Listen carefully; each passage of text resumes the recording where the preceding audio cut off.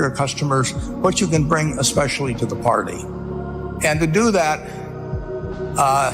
you need the education that I know you've received through 10,000 small businesses, but you need a genuine desire day in, day out to delight the customer. For entrepreneurs and business owners, this is a powerful lesson. It's a testament to the value of building meaningful relationships in the business world. It's a reminder that success isn't just about what's in your bank account. It's about the impact you have on people's lives. So, as you navigate the world of business, remember this. Your journey isn't just about numbers and profits. It's about the people and the stories that enrich your path. Success isn't just about building wealth. It's about building a legacy and the profound lessons from the hearts of those who've walked the entrepreneurial path. We hope this video inspires you to follow your entrepreneurial dreams. What was your favorite part of the video? Let us know in the comments and make sure to like and subscribe to keep up with our latest videos. There are almost certainly a lot of things that you're doing that are going to keep you broke. I've done a lot of things, man. I've been swinging for a long time, and that's something that's available to everyone. And I do think that's missed out on, that there's a lot of ordinary people being rich and being successful, and people think it's an exclusive club.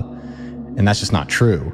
There's a difference between wishing for a thing and being ready to receive it. No one's ready for a thing until they believe that they can acquire it. Now you're in a solution-oriented mindset. And people that get wealthy, let me tell you right now, all they think about are solutions. How do I solve this problem? Because if you're wealthy, you must remember you're paid in direct proportion to the difficulty of the problems you solve. And if that's true, you better get very good at solving very difficult problems. And if you have something that's holding you back, like I'm not as smart as a lot of people, and that really pisses me off.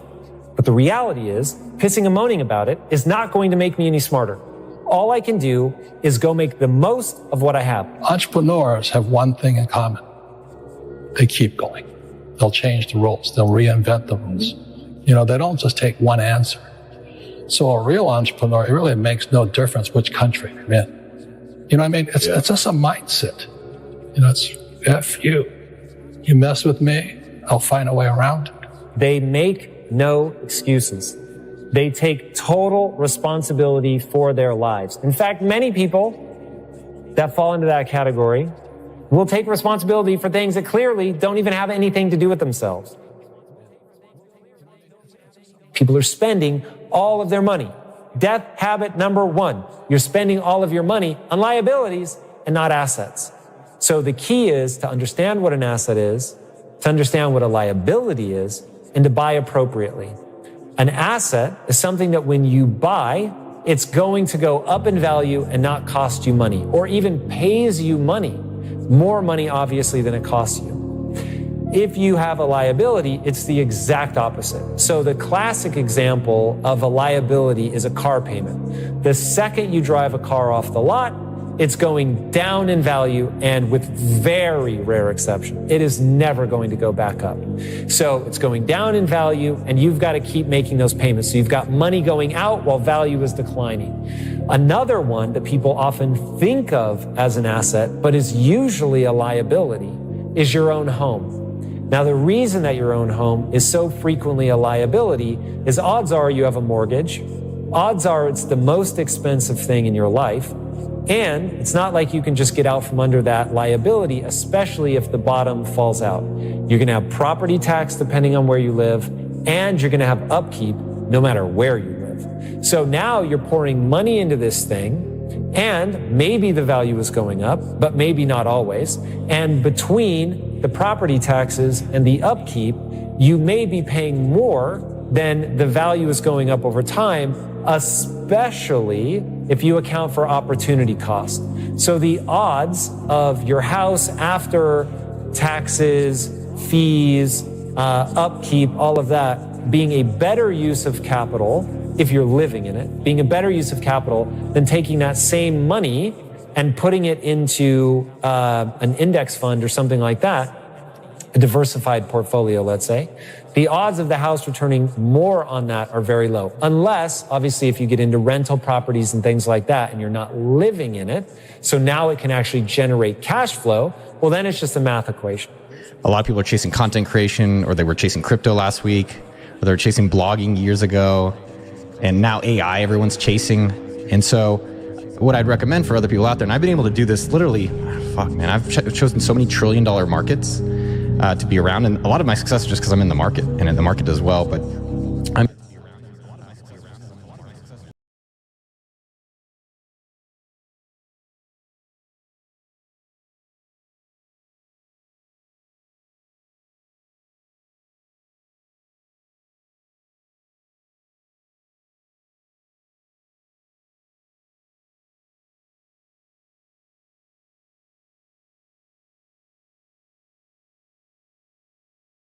things, number one. So I was curious about social networking, and I was like, oh, that's big. Because I got onto it, and I was able to see, like, wow, you can connect with the entire world, even though there wasn't really the entire world at that point. So curious, same with mint.com. I was like, man, money, I think worldwide it's pretty important. I think there's going to be something if you have a free money.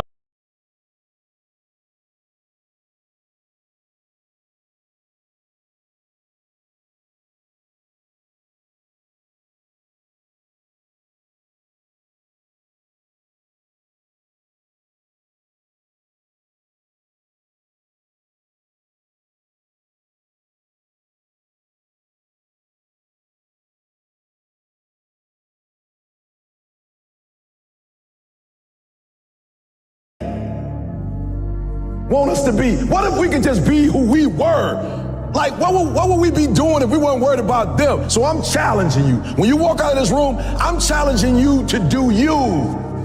I'm challenging you to do you. It's not about being perfect. It's about just every day, one step at a time, trying to be better, trying to do more. And I think a lot of people are struggling to find that purpose, but it's okay.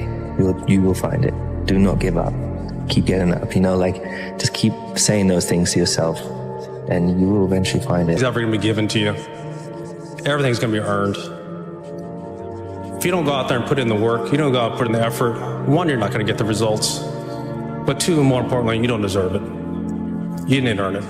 If you love something, if you have a strong passion for something, you would go to the extreme to try to understand or try to get it. I hate losing, but I have to respect losing, because losing is a part of winning. And you never just, win. You got to lose to win. How can I do things different? How can I change? But you got to look at yourself in the mirror, because that's how things get started. And you got to be willing to change. Dedication, hard work.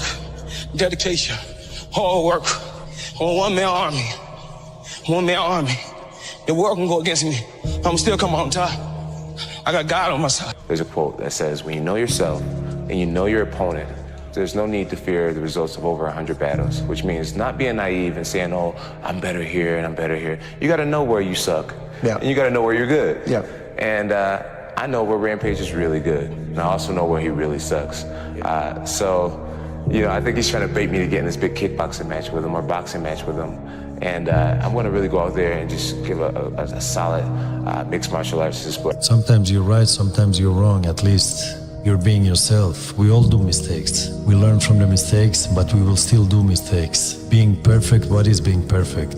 You build up something that doesn't exist. For me, perfection is being yourself. And I am being myself. People like it or not, I don't care as long as I'm being myself. My view is you can't control the outcome all the time. Sometimes it should go the other people's way. It shouldn't always go your way. So you get motivated by the losses.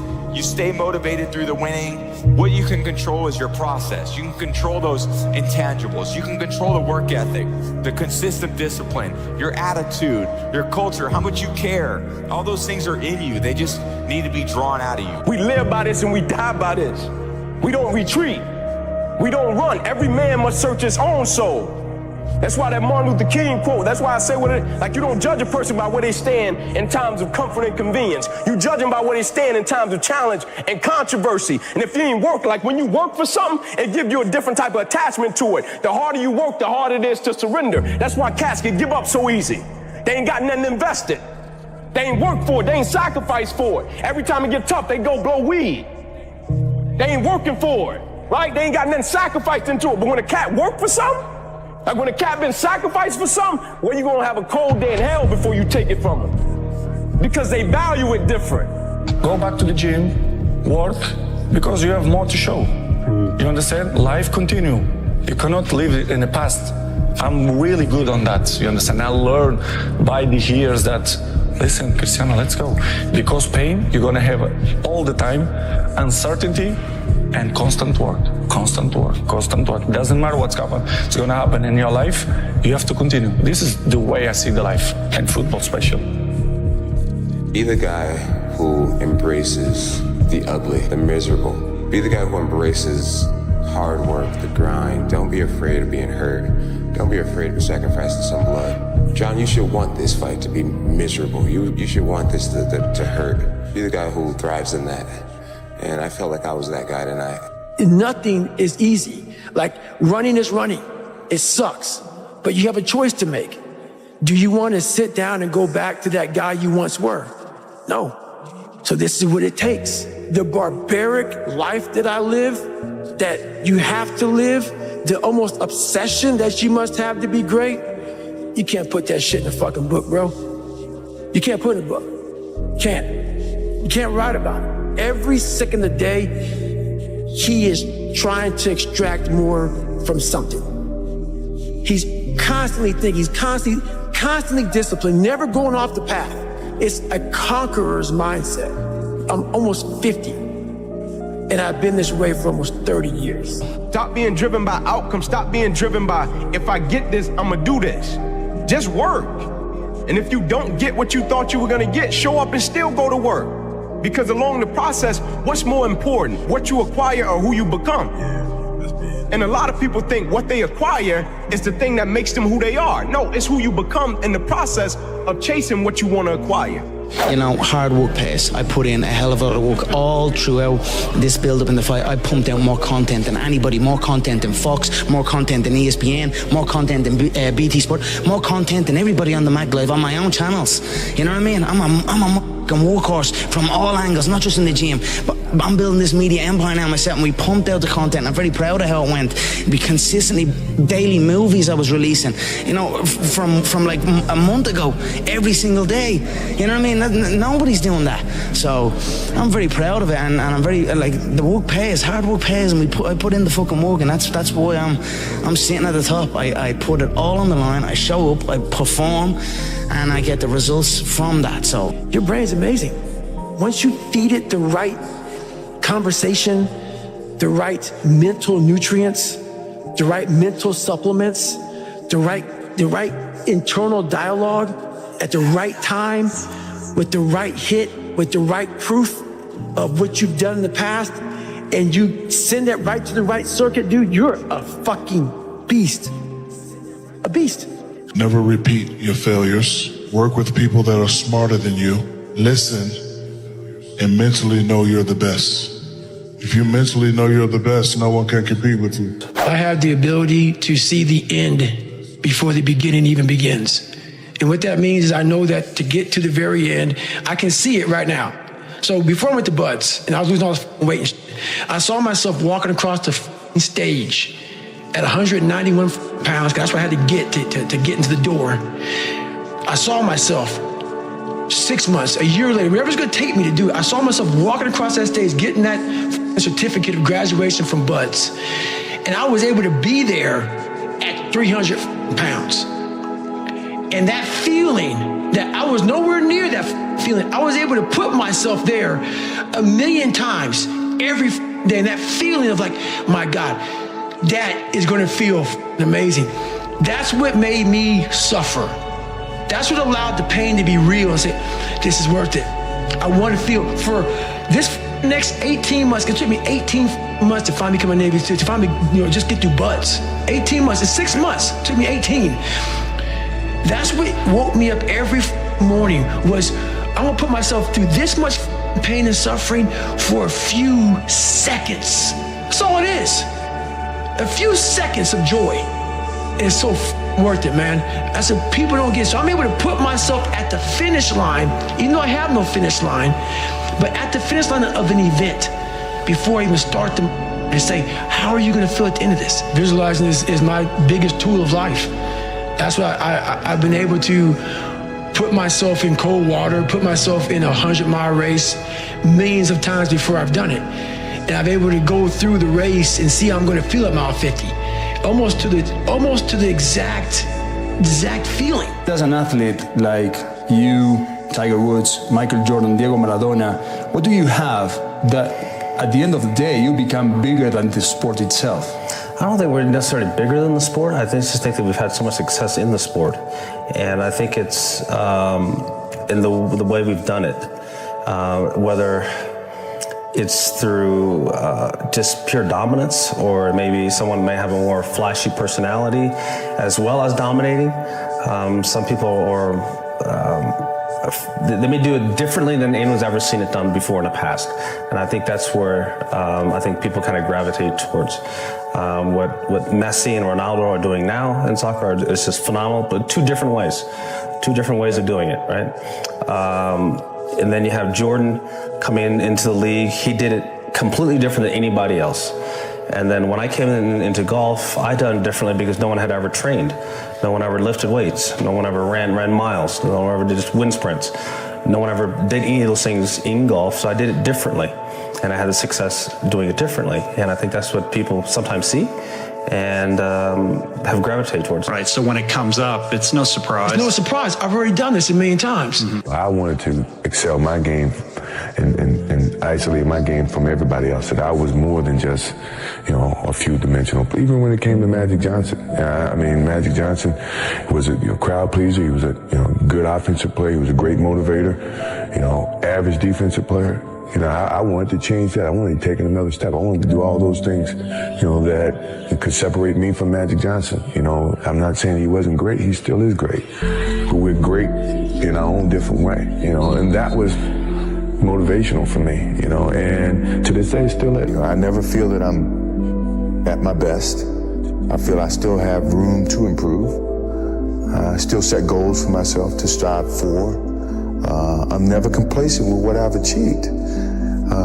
Even though it's been very successful for me, I still feel I have a lot to prove, not just as a player, but as a person, as a father, to some extent, as a role model, in all aspects. So I'm never really too complacent with myself or with what I've achieved. When I get to a point where I feel I can improve as a player, I walk away from the game. I still feel that I have a plateau that I hadn't reached yet in terms of my skills or my expectations of myself. I'm always going to expect myself to do certain things or surpass certain things. As long as I believe that, then my road to success can continue to expand. I don't want to do anything unless I'm passionate about it. I don't care any money. That's what I learned about peace and happiness. That if you're not doing it with passion and love, and you're just doing it for money, it's the emotional outcome is going to be disastrous. And that's from my experience. That's just really what I know. So I know it has to be just for pure passion and a love for what I'm doing. What do you feel separates good athletes from the best athletes? I think it comes back to what I was saying earlier about, I think a lot of it is mental. If you want to do something and you want it that bad, you'll make sacrifices. And growing up for me as a kid, I made a lot of sacrifices that I didn't seem that they were a big deal, and I don't think of them as being a big deal right now. There were Saturdays or Fridays where I'd give up going to a dance or hanging out with my friends because I had work out the next day. But those things that I gave up, were things that I wanted to help me get to my goal.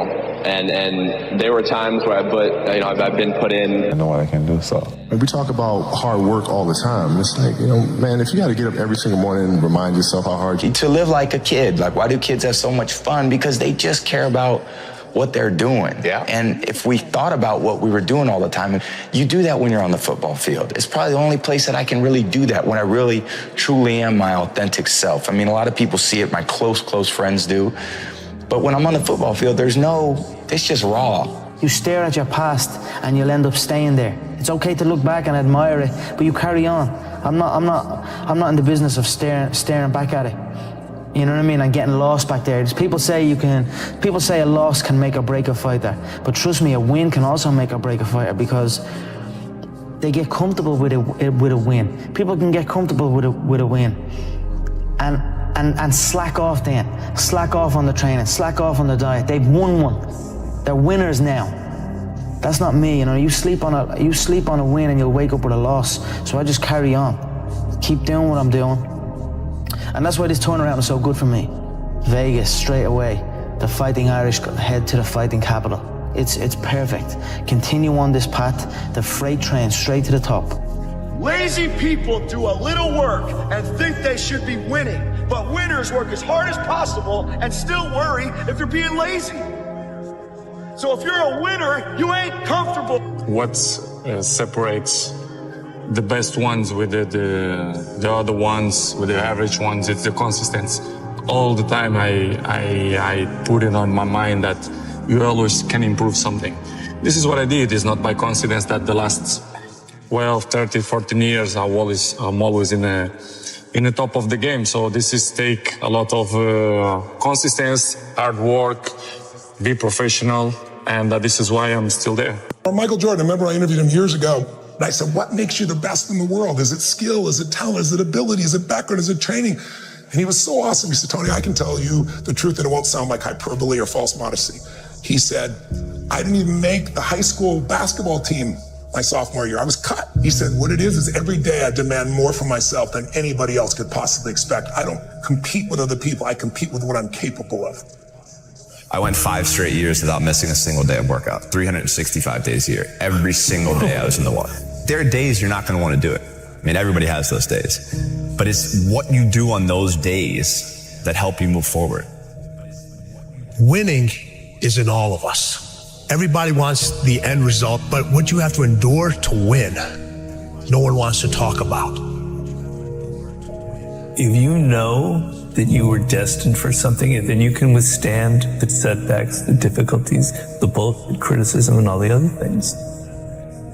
You know, everybody can compete when they're feeling good, happy, excited, but it's the best people who can overcome when they're tired, sore. Mental power that the greatest athletes have can push all the pain aside. The first time I had met Stephen Curry back in 2007, it was after his freshman year at Davidson, which was before he blew up. No one knew who Stephen Curry was after his freshman year. But I remember there was a few things really remarkable about him. But the most impressive thing was at the end of the first workout, he came over to me and Steph said, will you rebound for me? Because I don't leave the gym until I swish 5 free throws in a row. I mean, he was conditioning himself to be in that state. He was conditioning himself to do that, to not accept anything less. Mm-hmm. And, you know, one of the reasons I think he'll go down in history as the best shooter we've ever seen is his ability just to move on to the next shot. But at the root of it is you want to be the best. Yeah. You love competing and you want to dominate. The greatest athletes in the world don't make excuses. I wanted to do something that nobody had ever done before. And that started with a dream and a goal. I wanted to be the greatest of all time. And I think I always felt like I wanted to be good at everything I did and be great at what I did. And I never expected to be as good as I was. No matter what you do in life, where you're at, this is what winning takes. And it's in all of us. We all have fear. But if you harness it, it takes you to places that you couldn't even imagine. There's mistakes, there's regrets, there's sadness, there's joy, there's frustration, there's sorrow, there's heartbreak, there's elation. It's all part of it. It's all part of life. You know, I said to myself, I'm going to do this and no one's going to stop me. But I think that's the biggest thing. In order to win, you have to be seen. Winning is everything. It's everything.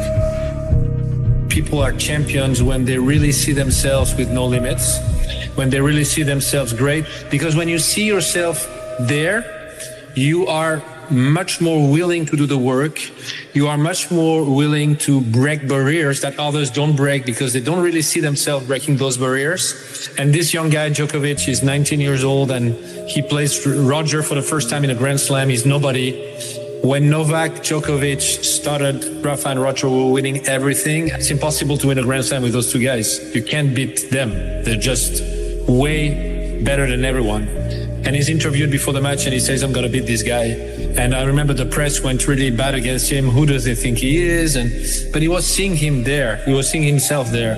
He was seeing himself better than them, which maybe people saw that as being cocky, but he was just very confident about his abilities. And he ended up being the best of the three.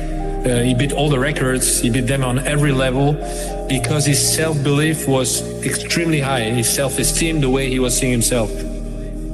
That's how I know if someone is a champion. And then a lot of people fake it, which is better than not faking it, but it's not as good as really believing it deeply inside. You talk to the young players, they will say, I want to be number one. I mean, they wish. Yeah. The ones who really want to, you know, because they're not only saying it, but they're putting on the work. And this is a big difference because when you really believe you can get there, it's much easier. It's never easy to work hard, but in a way, you are willing to do everything to get there. When you wish it, you do things halfway or you don't do it fully. So that's a big difference. But when you look at the road to winning, people look at you and they're like, you're a success. But your road has so many more steps. Those steps are infinite. Sometimes you get to see them, sometimes you don't. Sometimes they're there, other times they're wobbly. You don't know if that next step is going to be there, but you have enough belief in yourself to say, I know it's there. I'm going to take that step. I may miss the step. I may fall. I may get scraped. That step may go in a quicksand, but I know there's another step. I know it. I believe inside me that there's another step that I have to take, that somebody else isn't making me take. Those steps are infinite. Winning is infinite. Those steps are infinite. Of course, if your self-esteem is big, like huge champions, I mean, legends like Serena or Venus, and I had this discussion with Richard Williams, their father, and he told me my main focus was to create two young ladies that were believing in themselves in general. And he said to me this, and I believe it, whatever they would have done, they would have been successful. We chose tennis, but if they would have wanted to be runners or singers or whatever, they would have succeeded because they had this incredible self-esteem that they have. And you'll see that whatever they're going to do after tennis, they're going to be successful. I think from the get-go, I believed I could do it. You know, it just seemed so real to me. I'd already gotten sponsors. I was already winning competitions. And I saw the pros, you know, making a great living at what they were doing. And I just figured, like, God, if I could just get to that point, you know, I think I could make a bit of a living out of this. Why would you do crazy efforts, working crazy hard to achieve something you don't really believe in? Why would you put yourself at risk to fail if you don't deeply believe that at the end you're going to make it? Not saying that people never fail. Of course they fail, and Serena failed many times in tennis too. But we remember what she achieved, which is much bigger. The great Serena Williams. I mean, I just never think I'm gonna lose. I just don't want people to think I'm too cocky or anything, and you're only as good as your last win, so I hate losing. I mean, that's no secret, so. But you gotta lose. I feel like every time I lose, I get better, and I think it's important for me to have the losses. Just the fewer, the better for me. I think a lot of people they see you run and they say, oh, it looks so easy, you really look effortless. But before it gets to that point, it's hard. It's like hard work. Day in, day out, sacrifice, day in, day out. The confidence comes from preparation. You know, so when the game's on the line, I'm not asking myself to do something that I haven't done thousands of times before. When I prepare, I know what I'm capable of doing, I know what I'm comfortable doing, and I know what I'm not comfortable doing. You know, and so in those moments, if it looks like I'm ice cold or not nervous, it's because I've done it thousands of times before, so what's one more time? No, I've never been afraid. I mean, obviously, you can't. Because you have other things, you have other responsibilities that are taking you away from it. So I already won. So it's not the car, the house, the whatever. It is that internal goal, that internal why. And so for me, I just think that's it. It's something within it. You gotta pull it out. And so it's easy when you have a why, a purpose. I'm doing it for this, I'm doing it for that. It's easy to get up and get going. But if it's just for a car, what happens, Luz, when you get the car? Because you can buy it. What happens when you get the house and you can buy the house? Because I think any person, any human realizes that if you want some kind of a good outcome, you're going to have to work hard for it. My outcomes have been. Embrace the process. You say, Dwayne, what process? Life. Life. Embrace the journey and the process of life. You only get stronger hiking by going uphill. Nobody gets stronger hiking by just going downhill. Because you're probably in the bed right now. You're probably an underachiever. You're probably somebody who doesn't want to do anything with your life. People should stop complaining. Right. People should figure out who the they are. Good call. People should not listen to America propaganda of fixing the shit they suck at. They should be tripling down on what they're good at. They should be competent in certain areas, but you're not gonna become Beyonce or, your bone structure is a certain way. Like, you're not gonna solve everything. Your IQ can get a little bit better, but don't worry about the incremental. Figure out what puts you on fire and you're halfway decent at. If you're lucky enough right now to be listening and you're good at what you like, become tunnel vision. Because there's way too many voices telling you what and how. The reason most people who are listening right now are not doing that thing is they're worried about the opinion of somebody. And the reality is we have to get to a place where you're doing you, because the number one thing that scares the fuck out of me is regret.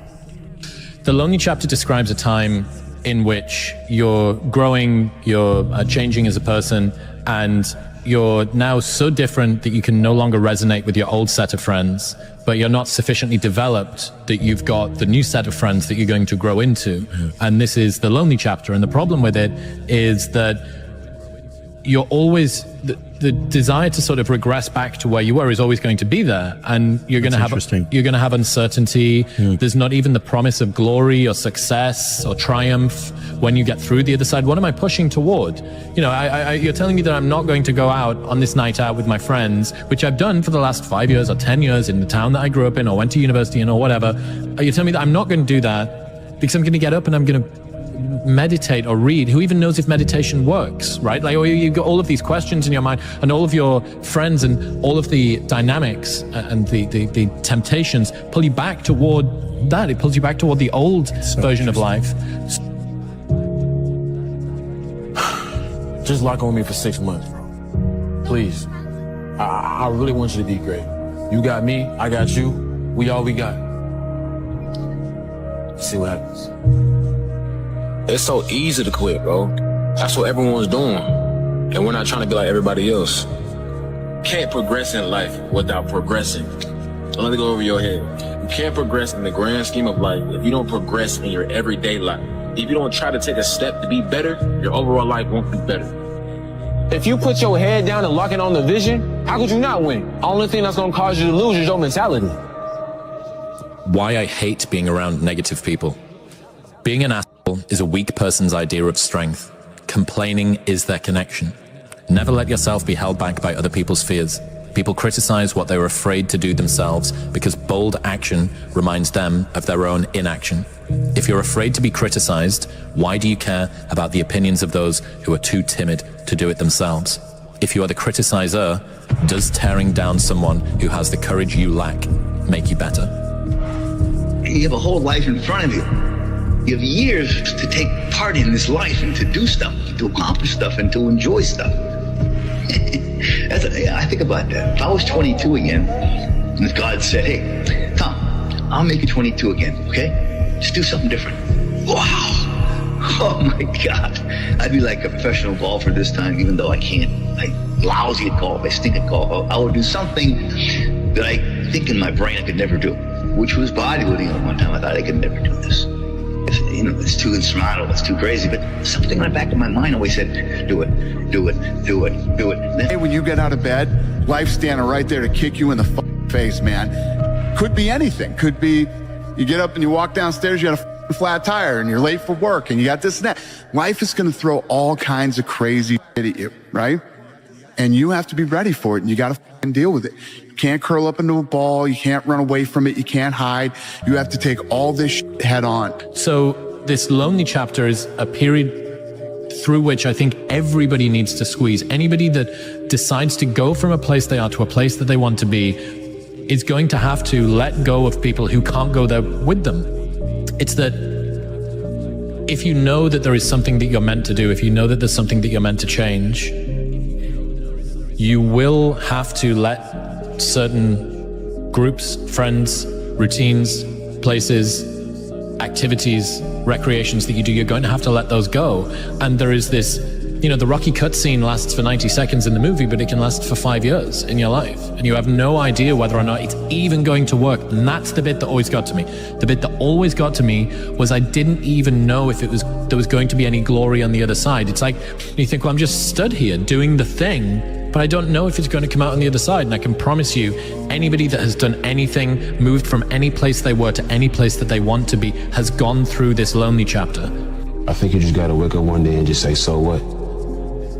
Like, who cares if you don't believe in me? I believe in myself. You don't put too much work to not have this amount of confidence. And if you don't believe in me, it doesn't change my success story. I'm still going to win. But I guess one thing I got to say is, let me know when that hate starts making you money.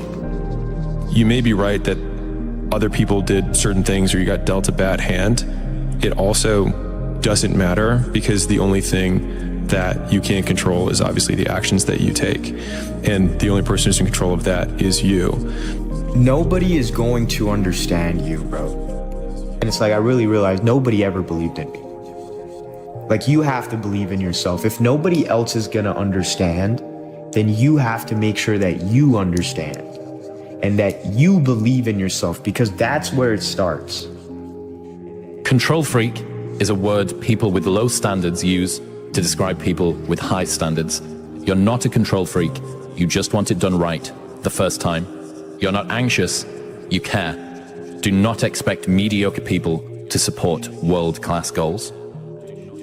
If you go visit the darkness that you've been running from, you'll have the opportunity to leave a better person.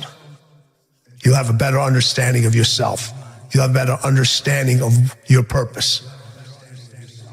But if you don't take that trip and the darkness comes visit you, it's a guest that will never leave. You're playing against the Golden State Warriors. Score is 107-109. You guys are close to getting into the playoffs. You know exactly what happens in the game. You go up, you're about to take your shot, and then all of a sudden, boom, Achilles happens. Ryan again going to work, falls down. Again, he's struggling. Right after you were injured, you went on Facebook and you posted a lengthy blog. You know what this is? Oh, yeah. This is such BS. All the training and sacrifice just flew out the window with one step that I've done millions of times. The frustration is unbearable. The anger is rage. Why the hell did this happen? Makes no damn sense. Now I'm supposed to come back from this and be the same player or better at 35? How in the world am I supposed to do that? I have no clue. Do I have the consistent will to overcome this thing? Maybe I should break out the rocking chair and reminisce on the career that was. Maybe this is how my book ends. Maybe Father Time has defeated me. Then again, maybe not. It's 3:30 a.m. My foot feels like dead weight. My head is spinning from the pain meds, and I'm wide awake. Forgive my venting, but what's the purpose of social media if I won't bring it to you real, no image? Feels good to vent, to let it out. To feel as if this is the worst thing ever. Because after all the venting, the real perspective sets in. There are far greater issues and challenges in the world than a torn Achilles. Stop feeling sorry for yourself. Find the silver lining and get to work with the same belief, same drive, and same conviction as ever. One day, the beginning of a new career journey will commence. Today is not that day. If you see me in a fight with a bear, pray for the bear. I've always loved that quote. That's Mamba mentality. We don't quit. We don't cower. We don't run. It's a hurting, but the Lakers down by 2, and they want him and need him at the free throw line. Got it. Yeah. How the hell do you tolerate that kind of pain? I tell this example, and I think this is the best way to explain it. Your kids are upstairs, wife is wherever she may be, it's going down. All right? I'm willing to bet that you're going to forget about your hamstring. You're going to sprint upstairs. You're going to grab your kids. You'll make sure your wife's good. You're getting out of that house, right? Hamstring be damned. You're not going to feel your hamstring. Right? This is another obstacle. This obstacle cannot define me. It's not going to cripple me. It's not going to be responsible for me stepping away for the game that I love. I'm going to step away on my own terms. And that's when the decision was made that, you know what? I'm doing it. I'm doing it. Disgust. Disgust. Disgust is a negative emotion, but it can have a very positive, powerful effect. Disgust says, I've had it. What an important day that could be. Most people will not understand your obsession, your drive, and your determination. Success is a lonely journey. That's just a reality. And most people are not going to understand why you're so driven, why you're so obsessed. And if you and I definitely don't want to give 100%. And I can cheat. I can kind of half-ass it. I can. But if I don't, and I get through it, when that time is up and the lady says namaste and everybody gets up, I'm like, man, I made it. I lost 15 pounds. My yoga mat is drenched to the point where I could literally wring it out and fill a jug up with water. But through that struggle, I will now have a better day, and I better do it again tomorrow. Why you need to go all in. The main reason you need to go all in is because you have nothing to lose, bro. When you think about it, guys, you're already broke, okay? And we know that you're not gonna save yourself rich, okay? And we know that if somebody else is all in and you only have half of your foot in to the water and you're not ready to jump, that guy's gonna beat you every single time. If your job is to try to be the best basketball player you can be, right? To do that, you have to practice, you have to train, right? You want to train as much as you can, as often as you can. So if you get up at 10 in the morning, train at 11, right? 12, say 12, train at 12, train for 2 hours, 12 to 2.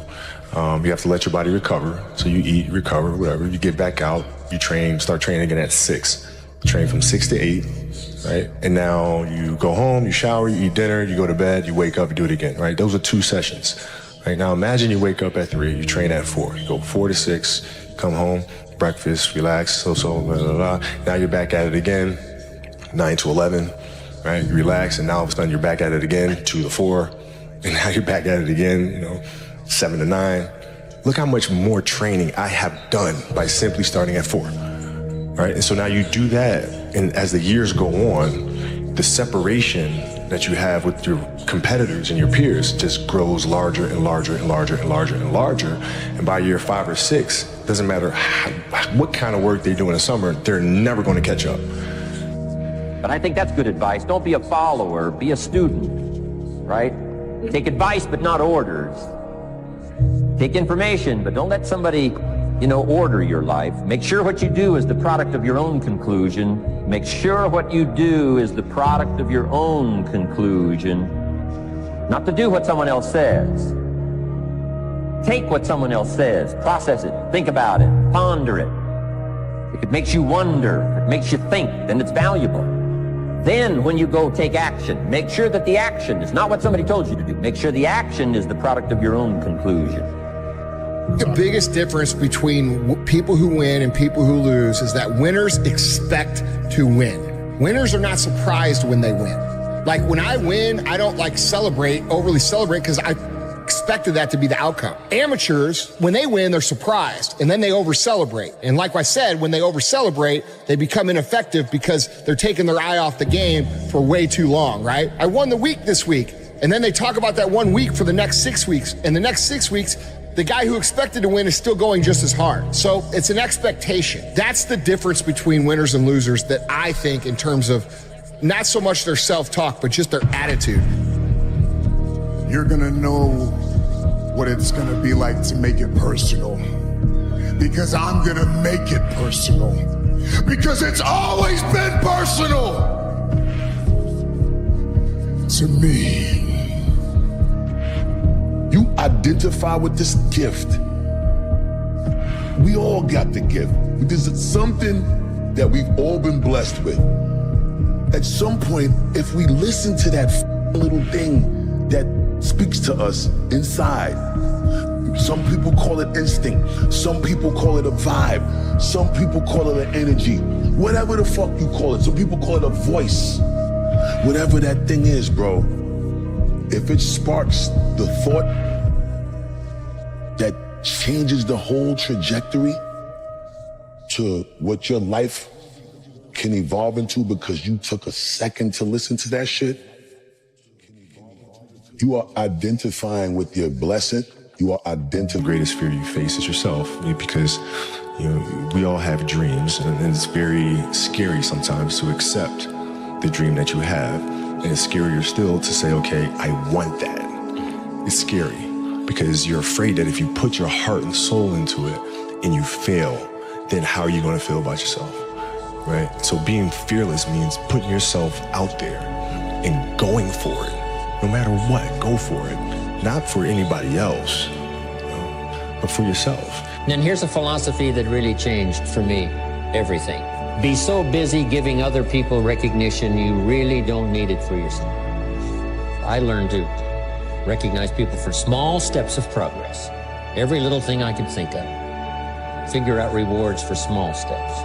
And what works is, if you dedicate your time and your focus, like realistically, with a professional, disciplined effort to creativity, you show up every day like a professional, but you show up to be creative. If you just do it on a regular basis, ideas will come to you. Where are these ideas coming from? Well, his concept was to think of it as you're a professional and you're getting these ideas from the muse. And this is what you do. You show up and you do the work, you focus on it, and these ideas will come to you.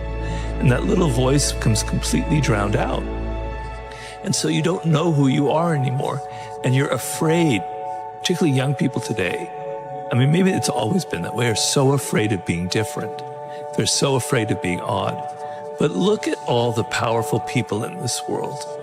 Look at your Elon Musks. Look at your celebrities in entertainment, in business and politics. They're one of a kind.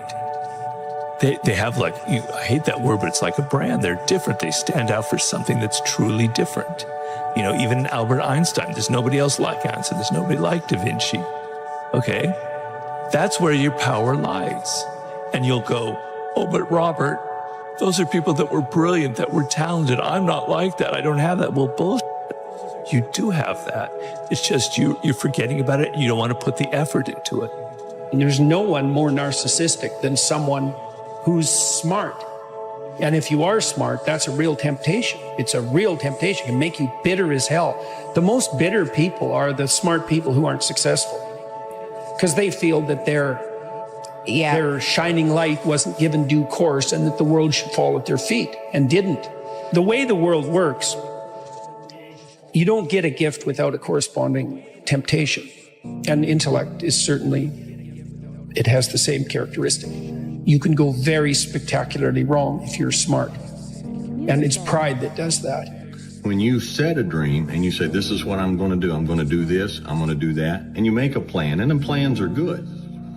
But if you come to a certain point where there's a tree across the road or the bridge is out, you can't. There is dedication and hard work, to be able to work 100% all the time.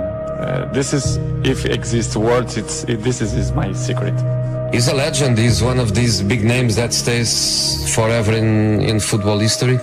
But the guy he motivates himself with numbers, with new things. He wants to win the gold ball X times and the golden boot X times, and he wants to not just to play these Euros. He's already thinking that he wants to play the next World Cup. Does he get angry when people say maybe Messi's better? Would that infuriate him? I don't think so. I just think that critics motivates him. I think he feels if people criticize me is because I am who I am, and I did what I did, and I still try to do, and he gets that as an extra motivation. I think as an opponent, you should be quiet and don't say a wrong word about him, because that would be always a motivation for him. I think he's the player that everybody knows he is, and mentally really very, very strong. Once again, as you say, it's Cristiano Ronaldo, and it's controversy once again. Why is it always the case with you? I don't know why. Maybe someone's don't like me, but because maybe I'm too good. It is what it is. The life it's completely difficult. We have obstacles in our lives, and I will keep running to fight against the people who don't believe me. And the life is a challenge, and I want the people that they're wrong. I'm there every morning. I do the same stuff. I'm probably the first ones to arrive and the last ones to go out. It's great. This is giving me motivation to still work hard and better in my job. But I have to say, to be in my shoes is not easy. But I'm not complaining. I just want to say that I'm feel happy. All this happened because of reason. The reason is I'm unbelievable inside the pitch. This is why the people have so much interest on me. Are you the best footballer in the world right now? I think so, yes. In my mind, I'm always the best. I don't care what the people thinking, what they say. In my mind, not just this year, but always, I'm always the best. I'm always going to say that, because I think we have to thinking we are the best in our area. So in my area, I think I'm the best. Is there anything that Lionel Messi is better than you at? It's opinions. I respect the opinions. Maybe in your opinion, Messi is better than me, but in my mind, I'm better than him. So it's simple. Is that rivalry a good thing? For me, rival don't exist. The meaning of this word is not don't exist. Rivals is in a war. This is it. We have rivals. In football, no. It's just a game. I think the numbers, they say everything. I don't need to say, I'm a minister of football, I'm a legend. The numbers say everything. So this is, I'm very comfortable. Cristiano Ronaldo, those two just keep pushing each other on, pushing the boundaries of greatness. Exactly, and would they have been able, that's the question that I always ask myself, would they have been able to do this and keep this up, the relentlessness that they've shown without each other? If they was out on their own, no one else around, would they continue to have done this? That's the question. No, I think they probably do add to the motivation. Yeah, 100%. I think all the great sportsmen in the world have always had that someone else to feed off. And I think this is another great rivalry in football. They don't talk about it. Seems like there's a bit of a respect between them. They don't ever mention each other really, but they're just phenomenal to watch. And that people try and make comparisons of who's better, etc. Just enjoy them, man. How much has Lionel Messi pushed you to become a better player? I'm pushed to myself. I don't need other players to push myself. I just work since I was in sporting, so I push myself all the time to be the best. As I say many times, in my opinion, I'm the best because I think we have to think like that, not just in my job, but you have to think in your job you are the best reporter. And I'm thinking like that. If I'm not thinking like that, I'm not going to be stronger than I think I am. But you also love individual awards. They matter to you. It's part of my sacrifice, my obsession to win, to have success. You know, when I say success, it's I work for that. Talent is not enough. I dedicate myself so much that this is part of me. Records is part of me. I don't follow the records. The records follow me, which is different. Are you addicted to winning? Yes, I am. I'm addicted to the success. Because that's the thing that really drives you. Yes, I think so. And I think it's not something bad. I think it's good. It motivates me. If something don't motivate it, it's better, to stop. We shared this stage 15 years, me and him. I don't know if it's ever happened in football. The same two guys in the same stage all the time. So it's not easy, as you know. And of course we have a good relationship. We have that battle the last 15 years, which is good. He pushed me and I push him as well. So it's good to be part of history of football. I'm there, and of course he's there as well. When I was at Manchester United, and you think, who was that person who had a massive impact on the club while they were there? And you can't look no further than Cristiano. And you talk about mindset. I don't know a stronger, more determined, obsessed player that I'd share the changing room with, because he was just phenomenal. Why we don't believe that we can do it better? You have to believe, you have to be positive to try to change the things. The only give up to the guys who is weak mentally. This is why I mentioned in the beginning, you here, you have to implant that in your mind that we are capable to change things. Well, my best words is dedication and hard work. To achieve this kind of things, you need to work hard and, be a great professional, be serious in your job. And this is what I try to do. Been a great debate over the last few years with him and Messi. But I think over the last 6 months, I think he's gone on to another level. I think he's out there on his own. The way he started the World Cup, the way he finished last season. How many times can we say it about him? His improvement, his attitude. And I think a lot of it is not natural ability for Ronaldo. As brilliant as he is, I think it's just sheer hard work, determination, desire, courage. He's got a lot of courage, wants to get in there, he's brave. I've said it before, the guy's a genius. This difference between making it because of talent and making it because of work ethic. You said to me you felt like an enormous percentage of your success has come from work ethic, and that there's sort of an unfair perception maybe of you of just being hyper talented, and that's where all the success comes from. To be honest, I think both have to work in the same time, because talent without work is nothing, and work without talent is nothing too. So I think the both mix up. And of course I have two. I'm not will say that I have more one than the other one, because if you see my whole career for the last 20 years, my level was high, and this is, as you can know, it's really tough. Not only in a football, but in any area. If you are top for 20 years is unbelievable. My biggest motivation is to carry on, to still enjoy, to make people happy, to make my family happy. So for me, I have both talent and work ethic. But the fact is that he has shown that it's not just ability, it is hard work, and he seems to be getting the fruits of all the hard work that he's put in down the years. He looks like somebody who will not put anything that's not going to benefit him inside his body. For example, you arrive home, you had a lunch, you do it a quick nap, and you wake up, you play with your kids, blah, blah, and I have to go to the gym at least 30-40 minutes, but this will make the difference in the end of the day, you understand? If you not do it that work, you miss one.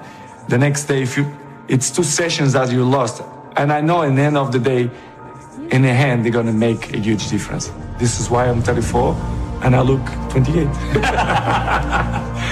Every year is a challenge for me to be better than last year. So I know it's tough. Last year was amazing. 2 years ago was amazing too.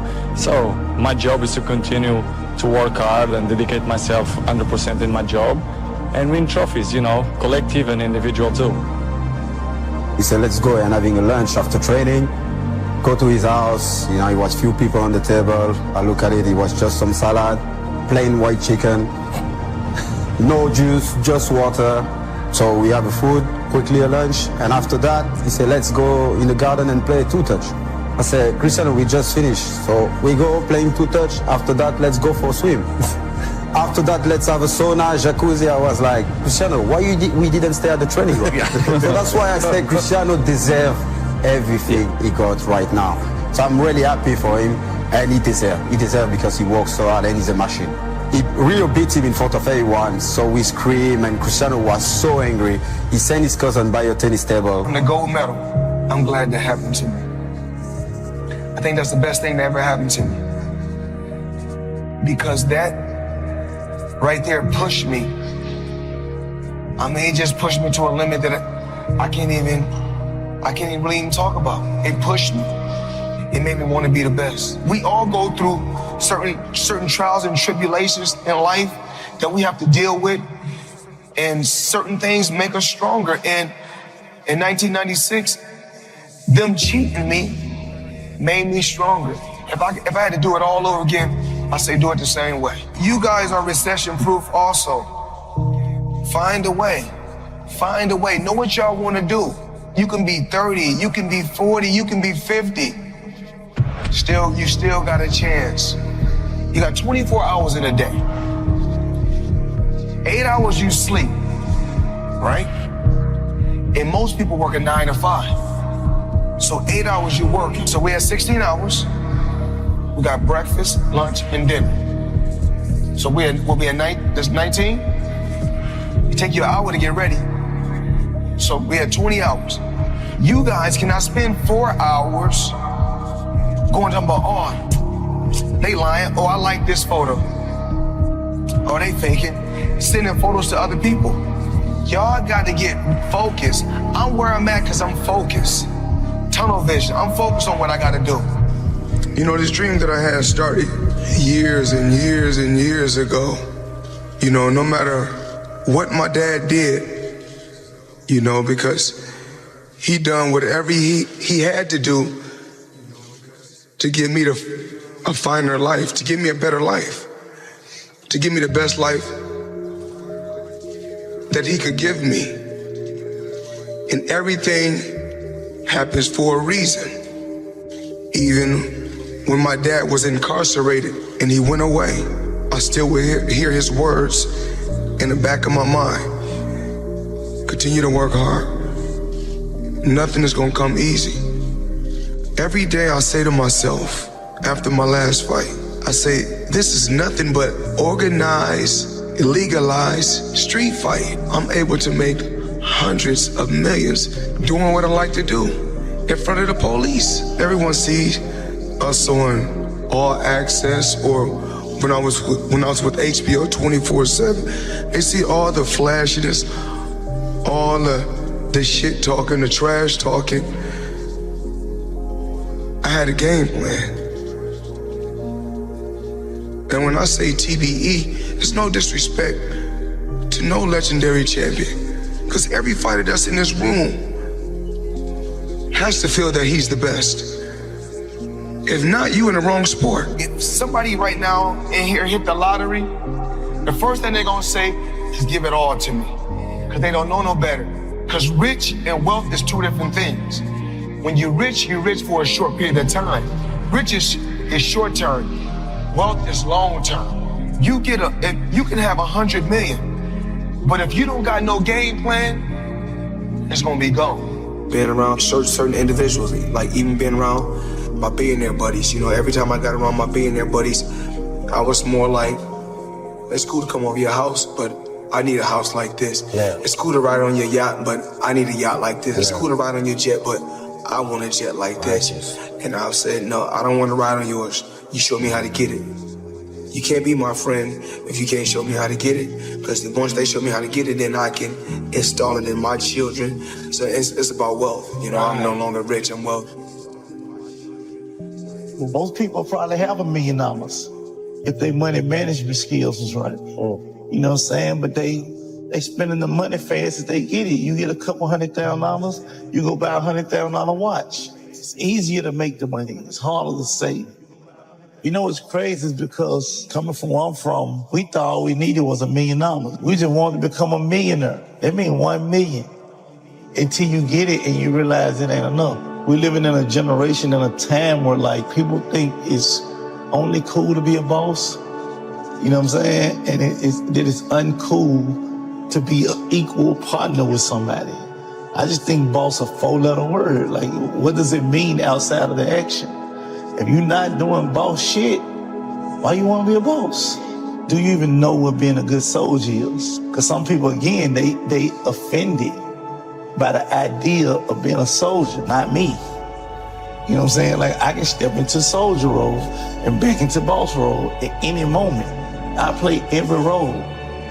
You know, I heard a quote one time from Vincent van Gogh that really rang true. He said, he has dedicated his life to his art and he has lost his mind in the process. When I sat and I thought about that, it sounded very familiar. I have given every single thing, every ounce of my life to this craft, to perfecting my craft, and I continue to do so. And in the process, I have lost my mind to regular society, to people who wake up at 9 a.m., who clock out at 5 p.m. They would look at me and say, I've lost my mind, but me, I have found it almost. My name is Conor McGregor. I'm a professional MMA fighter. My dream is to be world lightweight champion in the UFC, have more money than I know what to do with, and have a great life for my kids, my grandkids, everyone in my family, everyone that's come up with me. That's my dream. My dream is to be number one. Most young men, why they got into martial arts was to defend themselves. I started off really being into football. That was what my first dreams were, you know, being a football player. How good you were at playing football and how good you were at fighting, you know, they were the two things where I grew up. And then maybe as I start going outside my little estate and all, conflicts start happening. And I mean, I had to kind of think to myself, right, I need to be able to defend myself now as well. Not even to get back at anyone around, just to kind of be like, all right, this guy knows what he's at, just leave him alone. Now that's it, I don't know why I'm doing it other than that really. Now I'm obsessed. I was working in the plumbing business at the time, yeah, but it would have been around that time that John, I left the plumbing business. How bad was that? The plumbing? Yeah. Horrendous. It was just a horrible, horrible time, and I was like, you know what, I don't want to do this, and then I just left, and then I just stopped going, didn't get out of bed. Then my dad would come in and try and bait me out of bed, and we'd have fights, and literally, for a good while I didn't really speak to my dad. We just kind of stayed away from each other. Anytime I come across my dad, anytime we did speak was to fight. Why did it get to that point, to where he was that mad? Because I was doing absolutely nothing. I was out getting into trouble. Yeah, it basically felt like I was doing fuck all. I was a waster, you know, I was a waster. Got that, called that a lot, you know what I mean? But the real stress and the real fights come from the mortgage, come from this stress of home. A lot of people are getting evicted from their homes around here. So that's something that I grew up with. That was a big stress in my family. It caused a lot of stress. So I just wanted to give it back and help out and just do that. And my mother and father are still young. Now they have their feet up, they can relax, they are in a new place, so it's good. That's something I always dreamed of. I always visualized what giving would feel like, given to people who have given to me, what that would feel like. I always dreamed of just showing up one day and be like, here. I always visualized good things, success, abundance. I visualized it all and it's all happening.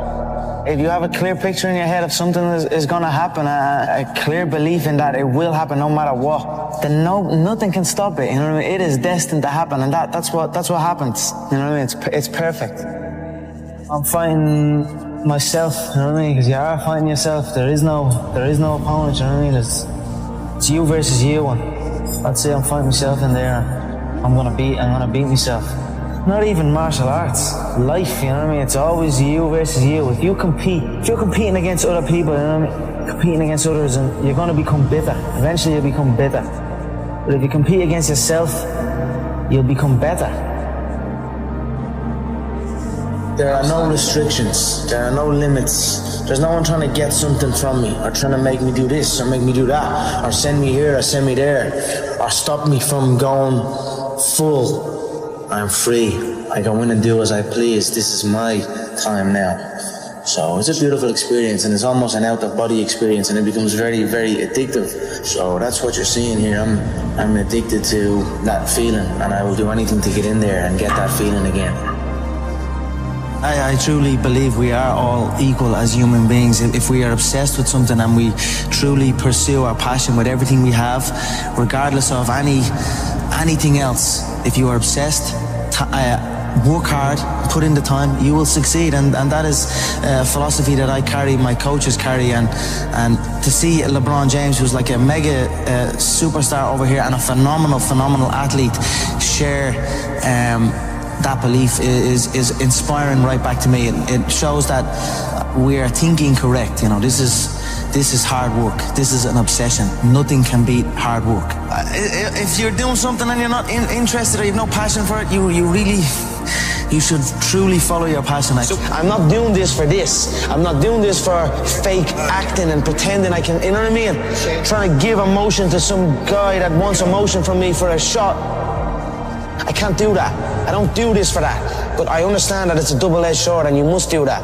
I do it for the competition, to step foot inside that octagon, to have that feeling of freedom. So that is why I say I don't feel pressure in there. I do not. I feel free in there. Sounds like you were the last person that would ever give an excuse why you lost. No, there is no excuse. You know what I mean? It's like I've been beat before. You know what I mean? I've lost MMA fights. I've lost boxing fights. I've lost so many fights in the gym. You know, I lose all the time. You know what I mean? So it is what it is. If you, any true martial artist will know, in order to succeed at this game, you must lose a fucking shitload of times. You know what I mean? You must lose many times. You know what I mean? So it is what it is. We all have we all have the same emotions. We have all won and we have all lost. It's a sport. It is what it is. You know, just get on with it. Look to learn from it. You know, the day you stop trying to learn is the day you start losing. You know what I mean? So I'm always going to learn regardless of the result. You know what I mean? Win or lose, I will take something from it all. And you know the way people say you learn more from your losses and things like that. That is true. You learn a lot from your losses, but as well as that, you learn from your wins. People can say, let's say you beat a guy, and you're at the beating that guy. You're a winner now. You know what I mean? You're a winner. So now I get to take the foot off the pedal. I don't need to learn so much. I'm at the beating this guy. I'm a winner. You know what I mean? That's gonna stop you. That can take over people, especially in this game, when you're signed to the UFC and there's all media things going on and there's people looking for pictures and shit. That can take over. That can make you feel like you're bigger than you are. You know what I mean? That happens to guys. You ever see guys that I see guys all the time coming in that are around this company since day one. Their performances just stay the same. They stagnate. Their performances stagnate. Then they get even worse. You know, they arrive on for the fight out of shape, not looking in shape, barely made weight, sluggish. You know what I mean? That's not going to be me. I stay ready. I'm always in shape. You know what I mean? You're not going to catch me out of shape. Win or lose, I'm going to be ready to go. No ego. You know, you can't have an ego in this game. We've all won. We've all lost. It is what it is. Just keep going. Keep doing your thing. Keep working hard. I'm a cocky motherfucker, but if you come in and you get me, I'll stand before you and I'll stand before everyone and say, you got me. I'll get you next time. And that's it. Every human being, everyone in here at some stage, we face loss. We've all lost something. You know, we all know how a loser on the night feels because we have all lost at one point or other in our lives. You need to stop putting your hand out. Everyone wants handouts. Everyone wants things for free. Or everyone, you know what I'm saying? You've got to put in the work. You've got to grind. You've got to go through the struggle. And you've got to get it. If you deserve it, go get it. You know, don't complain. Don't cry. Get the fucking work and go get it. I've been listening to laughter all my career. I've been listening to them laugh my whole career. They've been laughing. What? An Irishman win a Cage Warriors world title? Hell no. You serious? An Irishman win a fight in the UFC? Hell no. Laughs all around. Okay, you gotta win. Now he wants to win a world title? Hell no, he's all talk, he's all hype, he's a joke. Laughter all around at the Joker. Then the Joker goes and wins the world title. Now he wants to win a second world title. More laughter. Listen, the sound of laughter and the sound of doubt motivates me. So I'm enjoying that. I seek that. I don't feel no doubt. I don't feel that going and fighting any of these other UFC bums right now. They need to rise up. Right now they're down there. I've got this situation where people are truly doubting me like they doubted me at the very, very beginning. And that's motivating for me. That's what's going to drive me to the gym when I need to go to the gym and to put in that work to get that win. Stripping that all back to start your career, a man with a dream, training in the gym day in, day out. If somebody said to you, you'll have or you'll be as successful as you are now, what would you had said back then? I believe you. That's what I would have said. Because I did believe. Yes. I believed in it. I had very few people who told me that. I had a small group of people that would tell me something like that. Other than that, it was just me telling myself. Yep. So if someone came up to me and told me that all the way back then, I'd say you're right. I was a waster. Got that, called that a lot, you know what I mean? But like, and then when I start getting that focus and realize, you know, I'm gonna make this happen. And then now that has happened, I'm making it happen. It's depressing times for a lot of people in Ireland. There's a lot of bad stuff going on in the country. A lot of people are struggling. Everybody's struggling. But now, since them seeing me chase this dream, it's giving them an energy, and I see a new lease of life in them. And that alone spurs me on even more. So it's all just a perfect storm that's happening for me. And that is why I have this tunnel vision, and that is why I'm willing to kill every single man in my path and get that belt, you know what I mean? To secure the future from my family's future, you know what I mean? That's what I'm doing it for.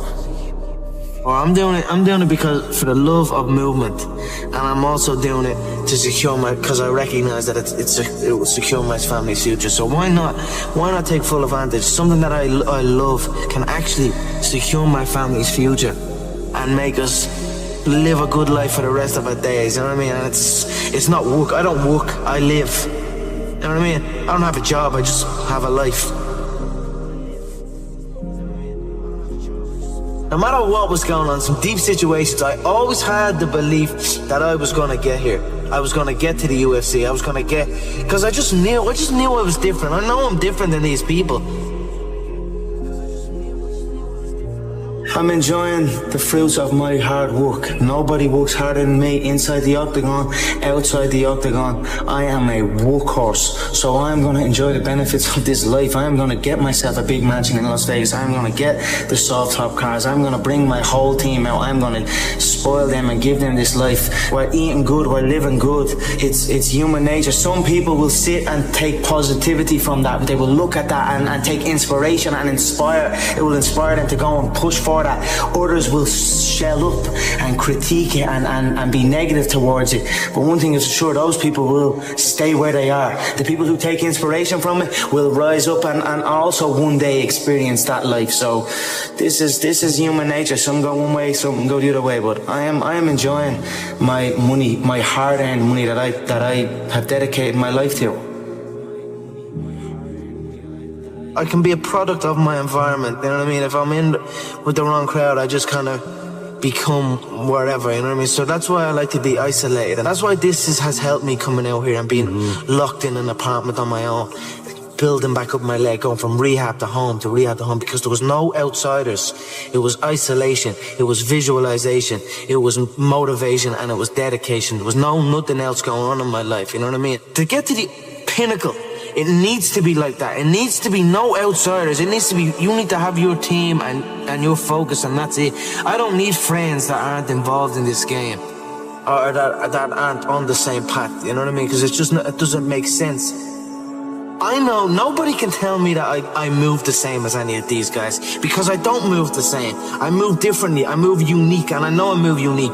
Not only that, I speak unique. I act unique. I'm just different than these people. You know what I mean? So I dress unique. I dress unique. Whatever. I just feel different to these on another level, on another playing field than any of them before me. That's why I know I have no doubt in my mind that I'm the great, that I will be the greatest of all time. But in my head already, I am better than everybody, and I know, you know, there's a lot of hate come from people, you know. But I know, and I will prove. You give me time, and I will prove it to everybody.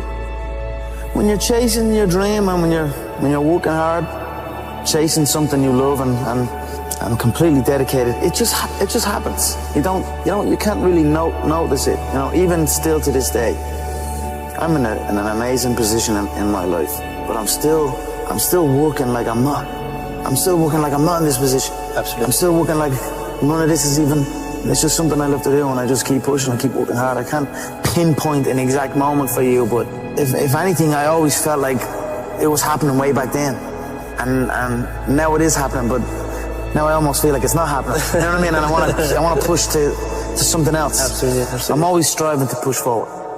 No, I don't like thinking too far ahead. People set like goals long distance goals and that's too much for me. I already feel like I'm living it. And then I just carry on doing that, carry on day by day, already living the final goal, the goal of being the world champion. I already carry myself like I'm a world champion. I already speak like I'm a world champion. And that's it. I just carry on day by day. So I'll take it as it comes. Hard work pays. I put in a hell of a lot of work all throughout this build-up in the fight. I pumped out more content than anybody, more content than Fox, more content than ESPN, more content than BT Sport, more content than everybody on the Mag Live on my own channels. You know what I mean? I'm a fucking workhorse from all angles, not just in the gym. But I'm building this media empire now myself, and we pumped out the content. I'm very proud of how it went.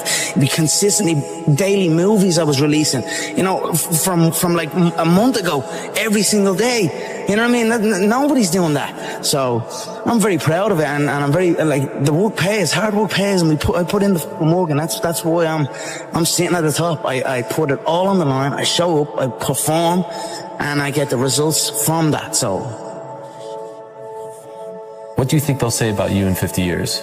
I'm not quite sure what they'll say about me. They'll probably just say I'm a young kid who showed up when he said he was going to show up. And that's it. I cannot control what people say about me now or in the future. But I certainly know what I am doing, and the stuff that I have done and achieved will live on long after I am gone. I don't think there's a fighter that in the UFC's history that has done what I have done in the space that I have done it. And Saturday night when I go out there and put Diego away in the first round, I'll prove my worth.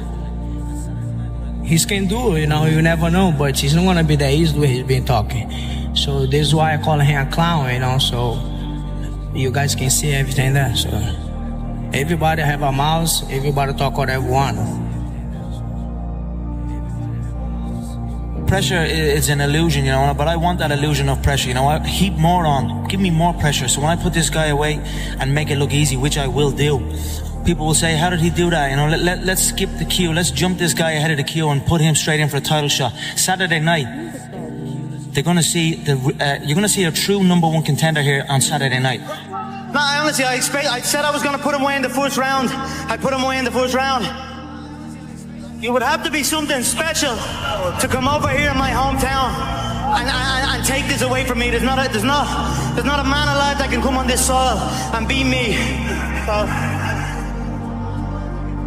Dustin thinks it's all talk. But when he wakes up with his nose plastered on the other side of his face, he's gonna know it's not all talk. I'm gonna crack him with a jab and he's gonna wobble and I'm gonna put him away early. It's gonna be a first round KO, mark my words. These featherweights don't understand. Until they get hit by me, it's all the first round, and I knock them out in the first round. You can call me Mystic Mac because I predict these things. It's the old age. This is the new age. I wanted to come over here to America and show the American public the new era of the fighting Irish, and I brought my whole country with me. If one of us goes to war, we all go to war. Well, this was a huge victory for you. This is your first victory over a top 10 contender. What's next? You know what's next. That world title is next. I'm going to fly to Brazil, and if they want, I'll eliminate Chad Mini Mendes and step in and give the fans what they want. Aldo versus McGregor. Conor, you've been known to make predictions. You're known as Mystic Mac. What's your prediction for UFC 205? Like I said, he's chinny. He has a chin. He gets cracked, he gets dropped. It's happened throughout his career. He's a weathered fire. He's on his way out. He's very, very lucky to be in the position he's in. One round it will take me to knock him out. The gold belt is what I want. The 2 gold belts. I was a 2-weight world champion in the previous organization. Now I'm on the big stage at the UFC. I want that featherweight belt and I want that lightweight belt. That's my goal. The money is going to come with that. Don't get me wrong. It's prize fighting. I'm after the money as well. But the money comes with the belt. And the belt is what I'm focused on. I don't care about fame. I'm gonna wrap one on one shoulder, I'm gonna wrap the other on the other shoulder, and you're gonna need an army to come take them belts off me.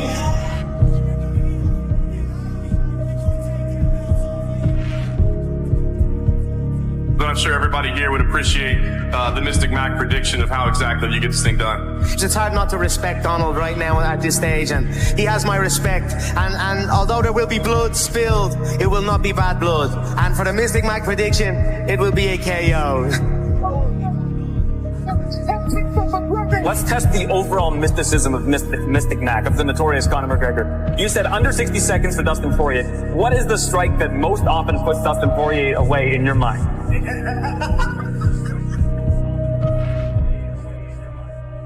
Are you the best point guard ever? Yes. Steph Curry transformed from a skinny, undersized high school kid to a basketball legend. He completely revolutionized the game, just like Michael Jordan. He's the modern MJ, you know. Steph is a 4-time NBA champion, 2-time MVP, 10-time All-Star, and arguably the greatest shooter of all time. I'm wondering, is it time to start putting him as the best player of all time? Let's take a look and listen to what NBA players and legends think of Stephen Curry. 08, 09, or whenever that little light-skinned came in the league, that's in Golden State. He single-handedly changed the no lead is safe. When it comes to influence, since I've been watching the game, the most influence on the game, and obviously we know what Mike did for the game, Steph and Allen Iverson are the two biggest influential guys in our game since I've been watching and covering it. Kids felt like they could be them. They were guys that was not always counted on. They were small in stature, and they just defied the odds. And now you have Steph, who's shooting over the Empire State Building. You know, it's just like those two are the two most influential when you say their game, how they changed the game, and the kids, and like those are two guys that you just wanted to watch every single night. When you look at me and Steph, I just feel like we're able to do things out there that keeps the normal person walking down the street, gives them hope that basketball can be for them as well. You know, he's just able to do so many special things, and I can go on and on about Steph, but I love that guy, and I love Steph. Hey, you know, a legend in the game. He changed the game. When a guy changed the game, some way, somehow, you got to expand the Mount Rushmore. You know what I mean? Like, who says it only could be this many people? Like, Steph Curry changed the game. His face needs to be up there in the Mount Rushmore. Steph Curry is messing the game up. I'm on the internet now, see a bunch of little kids dribbling, shooting 100-footers. To get warm, to start the game. But he's doing something for them. He's giving them a chance. You know, Steph, it probably is the most influential player when it comes to little people. Yes. Right? Because I see a lot of little guards, like little kids. I'm going to these tournaments, they're doing stuff I can't even do. Right. Mm-hmm. And it's good and bad. I love Steph, man. I mean, the guy has completely revolutionized the game. He messed up the game in a good way, you know? You think he messed it up in a good way? Yeah. I think he hurt the youth because the youth just loves threes. And that's all they think about doing is shooting threes. You know, him and Clay and their whole team, I think, just changed the game in a good or bad way. Each other on the golf court. You didn't know what was coming. You didn't, because you'd never seen it before. I was there when he broke the record, right? The first record. And you didn't think, like, I think it was like 250 maybe or something threes. You didn't think that the next year was going to shoot 400, make 400 threes or whatever. They crushed it, but no one saw it coming. No one saw it coming, and no one truly knew how to stop it when they got going. That's why they won 73 games. When you came to the Garden and I let Raymond Felton's pride get in the way, and he had 50, I feel like that's when you decided you was just gonna rape the league. Bro, you know what? I ain't mad at you. That was the moment? Bro, I think so. Bro, Raymond said, "Chump, no, like, stop letting dude do this, but he really be doing this to us." I'm like, the confidence is changing, G. He going back to Davidson on us, bro. Nah. You feel me? I'm like, he doing the shit that we was like, you can't do that in the league. He started doing it. I'm now. Yeah, you going too fast shooting that jumper now. That's too much. You ain't even holding it up no more. He was falling and shit. No, bro. Now he talking to the crowd. He pointing at fans. I'm like, Steph don't even do that. I really felt like in my heart, like we are birthing an animal, bro. Yeah. I really think of that moment. I'm like, bro, I think we ignited that confidence that came, because after that game, bro, he got very disrespectful. Yeah, he took off. He got disrespectful. He started trying shit. And then the next game, we play the Warriors at home, and this is 2015-16. And my first matchup is Steph. And I'm like, bro. Your man in front of you from the perimeter, bringing a big man away. And Curry hits a 40-footer. You know me. I walk in, I chest him up as soon as I get in the game on the inbound. I'm just pushing him. I'm like, yeah, you're not doing that tonight. Not on me, brother. About 36 minutes later and 42 Steph points later. That happens to a lot of people too. Yeah. I'll be in the locker room like, nah, this can't be what it's like. I'm taking my stuff out like this ain't it. And Steph Curry, I'm going to bed at 8 o'clock. Mom, don't call me. My girl, don't call me. I'm locked in right now. every night. Yeah. It's honestly hell.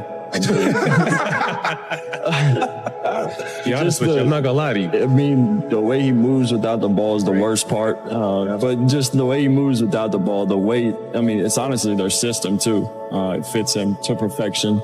You literally can't ever relax. And I remember game 1 and 2, chasing him and Clay around, and I couldn't make a shot. Everybody's looking at me like, why can't you make a shot? I'm like, I ain't got no legs. But, you know, his approach to the game too is special. Just the way that he, you know, sees the game and the way he goes about the game. It was a lot of fun to play them. Obviously happy we won. But nah, it's hell to guard him. They're actually understanding how to play with him now, like how he operates, how he moves when he gives up the ball, and like continues to just run in circles until you fall asleep, and then he shoots it from 30 feet basically. It's borderline at times. It's unguardable. He's tough, and I'm a part of the losing side of history, but I remember watching it, bro, and I was like, yo, he was absurd to watch. And then I played against him, I was like, he's different, bro. He's different, bro. But Steph Curry is the most impactful player on a team in the league. Because the gravity. Bro, the gravity. You have to guard him as well on the ball as you do off. Like, once he gets off the ball, you're probably more scared of him off the ball than you are on. He's the, you know what I mean? He's the modern MJ, you know. I used to see this playing with the Bulls. You know, half the crowd's got, you know, red 23 jerseys on, and, you know, now half the crowd's got blue and yellow 30 jerseys. Steph is... he transcends the game. He elicits an emotion from people. I think because he's so awe-inspiring with his play that no matter where we go, there are people who are cheering for him and can't wait to see him perform because we've never seen anything like him. Michael did everything in the Air Jordan. He revolutionized the game. He changed the way we thought. The baggy shorts, the black socks, obviously the Air Jordans. Stephen Curry has taken shooting in the art form of it and moving without the ball to a different level. The first thing kids do, they know they can't dunk and fly like Michael Jordan, but they all believe they can shoot like Stephen Curry. And that's the first thing they do is start hoisting up threes to try and be like their hero, Stephen Curry. So you have heroes to most in Michael Jordan, and you have a lot of heroes in Stephen Curry. I see the comparison. And it's like, that's how we feel with you. You know what I mean? And Evan, you can kind of speak to it in terms of like the funny story where it's like, you hear those MJ stories, you see people on the bench. Like, when I watch him and he do stuff, I watch the other team bench. Dudes be like, oh! I told you one time, he told the story before, we were playing one time, you got so hot in a certain instance, I'm like, damn, like, you didn't hit 3 straight, when you hit the 4th, I wanted to like, turn up and be like, yo, go crazy. Go crazy. Like, you know, because like, when you're a fan of basketball, you're a fan of the game, you start to comprehend what you're seeing. As a fan and as a player, you always appreciate it. So it's always been that part where you can, you know, really remove yourself with the game. And, you know, we're all, at one point, we were all high-level basketball player and, you know, big-time athletes. So, you know, you really appreciate what you do. Consistently the best shooter his whole career. I'm wondering, is it time to start putting him as the best player of all time? Best player? I'm saying. Oh, you put him over you? In the conversation. I'm asking you. Yes. You put him over you. You yourself Way put better. Steph Curry over you. Yeah, This is why he's my favorite player, because I'm not saying favorite. He might be my favorite too. I played 20 years, watched 20 years before that. I've never seen a guy like him, and he's doing it consistently, and he has championships. You know, for all the chitter chatter, is it time to just put him in the conversation? I think he's a. I'm asking the fans, is it time to start putting him in the conversation as one of the best players ever? When it's all, but really he shoots those shots of the game. Yeah, this is a great time to practice. While we all stretching, like he's gonna get unlimited of them. We stretching, we get loose. He's chucking it from half court. He's making them, and it's like, all right. So when he gets to the half court with 0.3, and he's asking for it, he makes it. It's like it's no surprise. So like seeing his preparation made me really want to be like, all right, I can shoot from anywhere. 1 second on the clock before halftime. Right. We have the ball out under our own basket, 94 feet away. He looks at the defense. He catches it, and he flings a shot 90 feet that actually comes kind of close, goes against him in the scoreboard. Yeah. That's a missed three, right?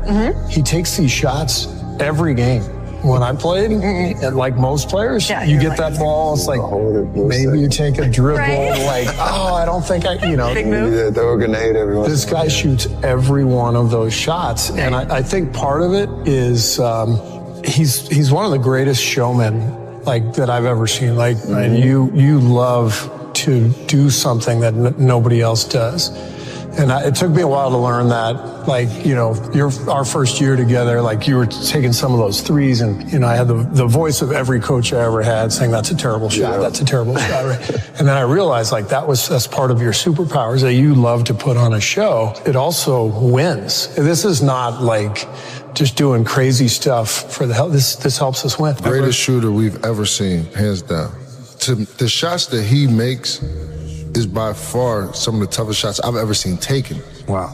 Let alone crossing, made. let alone made. Exactly. Crossing over behind the back, just letting it go, turning around, just running the other way, and then ain't nothing else to be said. When I let this thing go, don't go for the rebound. We need to get back.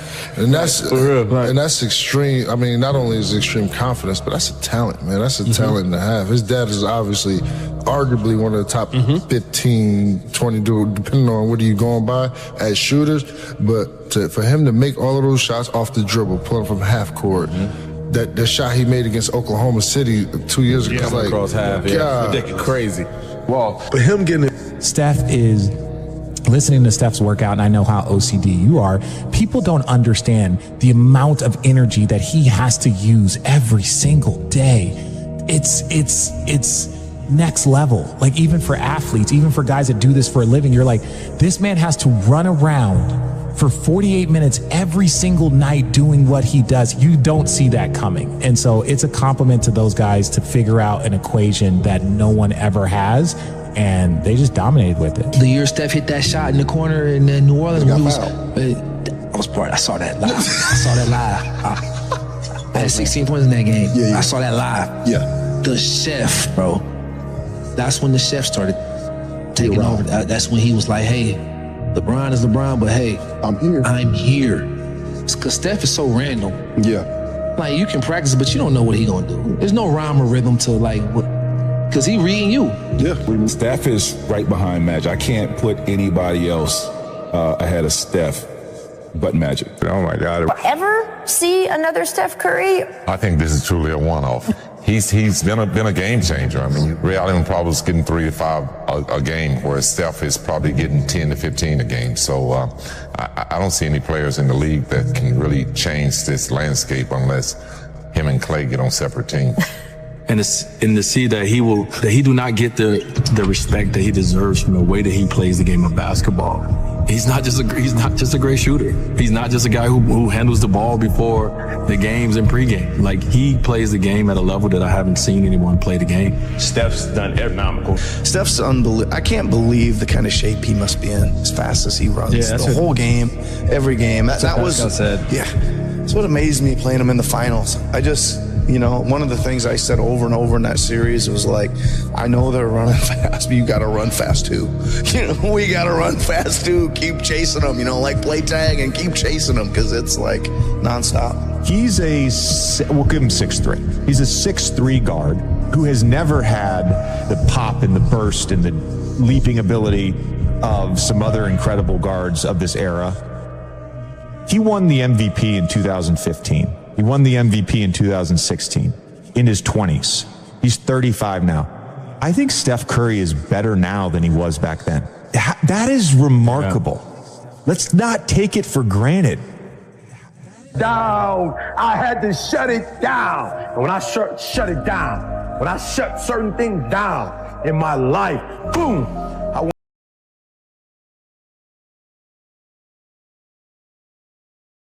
need yours. You don't need their permission, but you do need yours. You do need to look at yourself and declare who you are, and you need to believe it. You think my dreams are too big? I said, absolutely not. You just telling them to the wrong person. For some of you, the reason why you're not taking advantage of this opportunity is not because you don't believe in it, you don't believe in you. We're gonna do the hard work now. So here's the hard work. I need you to confront you. I was created to be great. I was created to do great things. I was created to have great things, and I will no longer ask others for their permission. That person who was your hater, they thought they defeated you. That person who told you you'll never amount to anything, they thought they defeated you. You want me to tell you to give up? Huh? You want me to tell you to quit? Huh? Is that what you want me to say? Is it, you want to hear E.T. say, it's all right to give up. It's all right to surrender. That's what you want me to say? But listen to me, Brad, I can't tell you that. Some of us just grind. Some of us don't make excuses. Some of us don't surrender. Some of us don't give up and give in. It's our dream. Nobody's gonna see it like you do it. It's your dream. Nobody's gonna feel it like you can feel it. It's your dream. Nobody's gonna be as dedicated to it as you are. It's your dream, and they don't have to understand, and they don't have to like it, and they don't have to do it. It doesn't make a difference. It's your dream, and you, my friend, have been given the task to make it happen, and you can't let anything stop you from doing what you were called to do. In order to achieve greatness, you must first believe you can. Because I get to decide. I'm running my life now. I'm finally in control of my life. I'm finally the boss of my life. Are you ready to be the boss of your own life? Are you ready to be in control of your own life? Are you ready? And you deserve to have everything you want. You deserve to live your best life. You deserve it. And stop listening to the people who tell you you don't. Kill the noise. What do they know? What we do with the pressure is we say, I gotta take it, I gotta take it to another level. Once you start questioning yourself, you already lost. All of us will be successful in life if we don't quit. I gotta believe in me before anybody else believe in me. I get up at 3 because it's silent. It's easier to be focused when the environment is focused. Most of you wake up and you try to make money. Listen to me. If you would make you, money would come to you. Okay, you missed that whole thing I just said. If you would make you a better person, you'd make more money. Now, watch what I do. The way people spend their money or treat their money is how I treat my time. All right, let me explain what I mean to you. I make sure that every single day in that 24-hour period that I'm getting a whole bunch of wins. So I'm supposed to be doing this at this time, doing this at this time, doing this at this time, doing this at this time. The problem with most of you, you waking up and you worshiping money. Man, I was in the back with Cole. Cole was like, E, I got this opportunity for you. I got this opportunity. I got this opportunity. When you become number one, you have to chase opportunities. So I became number one, not meaning I'm better than nobody else. It means I just mastered my craft to the point that I know what I do that don't nobody else do. I know that I have a way of doing in this industry what nobody else does, and I've picked out in this industry, I've crafted out my own room. And your problem is you at 50% knocking on doors trying to get the result, somebody at 100%. And you wondering why it ain't working. Because while you're doing what they're doing, you're not, they are. So why do I put more emphasis on time than I put on money? Because they print money. they don't print time. So I'm gonna say it one more time. You are worshiping the thing that they make every day. They don't make time every day. Ain't nobody print time. I ain't met them yet. I ain't met no billionaire. I ain't met no trillionaire. I ain't met no institution. I ain't met no company. I ain't met nobody printing money. So why are you spending more time on the thing they print every day than the thing, you know why? Because you're not developed and you following other people. When you understand that the real thing is time and you ain't got a lot of it, you start focusing on your time. And when you get your time right, money will come. Some people go to Dubai once every 10 years. I'm going every other month. Why? When you master yourself, you put yourself in a position that a lot of people can't do what you do, and then you become rare. And diamonds are rare. That's why they cost so much. If you would become rare, you just like everybody else. You look just like, you act just like, you just like everybody else. When you become you and you become rare, you become When you leave this room, you will take full ownership. And the reason why I say it's my fault, even when it's not my fault, because when I say it's your fault, I give you power. I give you control over my life. And I will never give another human control over my life. It's my fault. It's my problem. I'm coming up with a solution for it. Stop being average. Average people can't forgive.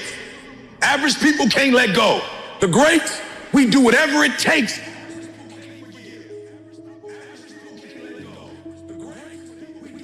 Those who have a why can bear almost any high. How did I become number one in the world? Found out my wife had multiple sclerosis. They told my wife, listen to me, y'all. My wife's so beast mode. They told my wife she had MS, and she's like, bet. Then they told her she had to quit her job, and tear came out of her. The doctor said, you don't have insurance? She said, yeah, I got insurance. She's looking at her like, why are you crying if you got insurance? My wife's identity is in her waking up and working every day.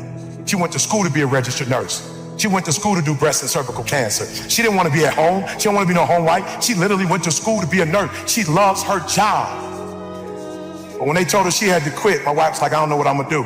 I said, how much you make? She told me 5,000. I said, 5,000 times 12 is how much? 60 times 30 years, how much? 1.8 million. I woke up every day hunting 1.8 million. I'm number one in the world, not because I'm a better speaker. I'm not number one in the world because I look the best, because I dress the best. I'm not number one because my enunciation is the best, because I use the best words, because I got the best sentence structure, because I come from the best background. I became number one because I woke up and I hunted down the 1.8 mil so my wife would never have to work again. If you waking up every day and you want a Rolls Royce, you ain't about to beat me. If you waking up for a Bentley, you ain't about to beat me. If you waking up for a gold chain, you ain't about to beat me. If you woke up for a Rollie, you ain't about to beat me because you're going after material stuff. I'm going after my boo. I'm going after my baby. I'm going after my high school sweetheart. I'm going after my kids so they can see their mom and their mama don't die. I'm making sure their mama don't get in a wheelchair if I can help it. If their mama don't lose her sight, if I can help it. If her mama don't lose her memory. So I started studying MS like I had it. I started studying MS. Your problem is you're not studying this product like your life down on it, like your life depend on it. You playing with this product. You know what? You like the people that work for me that want to check and they never end up getting it. But the people who work for my company act like they own it. Wake up every single day making sure she don't have to go back to work. So watch this. I started studying and I found out two things. One is stress. So I had to take her out of a stressful situation. And then the other thing was vitamin D. And I literally, people say, bro, why you moved to Southern California? Because my wife got advanced. I literally typed, what's the best place in the world for vitamin D? Southern California. What's the best temperature in the world in the United States of America? San Diego, California. It don't go 99, 100, and then back down. It's right there. I said, San Diego, I'm hunting down. You're moving to San Diego. Why? I don't care about San Diego. My wife, in the first year, last year, we were in San Diego. My wife said to me when we went back to Michigan, when the summer came, my wife said, you know something? I said, what? She said, I never took a nap in California. I said, what you mean by that? She said the sun energized me and I never needed to take a nap. Gonna come after me. The reason why most of you can't do what you do, you keep getting knocked down, you keep quitting, because whatever your why is, it ain't stronger than the beat down you take. Whatever the beat down, whatever light is throwing at you, whatever punches is blowing, whatever's happening, it ain't deep enough for you to wake up. Like you getting punched and you feel that pain and you like, ain't no need to get up. No, and I feel you. You need to stay down. Because life gonna beat you. You talking about making millions, life gonna beat you down. You talking about making millions, multi-millions, billions, life gonna beat you down. So when you feel the pain and you get knocked out, stay down. If you got a why that's deeper than your pain, every trial, every tribulation, I will my way through it. I don't care if it's cancer, I will my way through it. I don't care if it's MS, I will my way through it. I don't care if I'm struggling in school and I'm trying to get a degree, I will my way through it. I don't care if you fail the boards, go again. I don't care if you fail the law exam, go again, will your way through it. Some things you can skill yourself through, some stuff you gotta will your way through.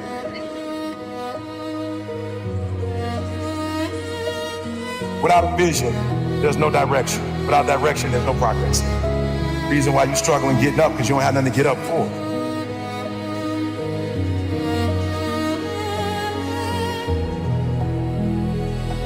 It's gonna be a dogfight.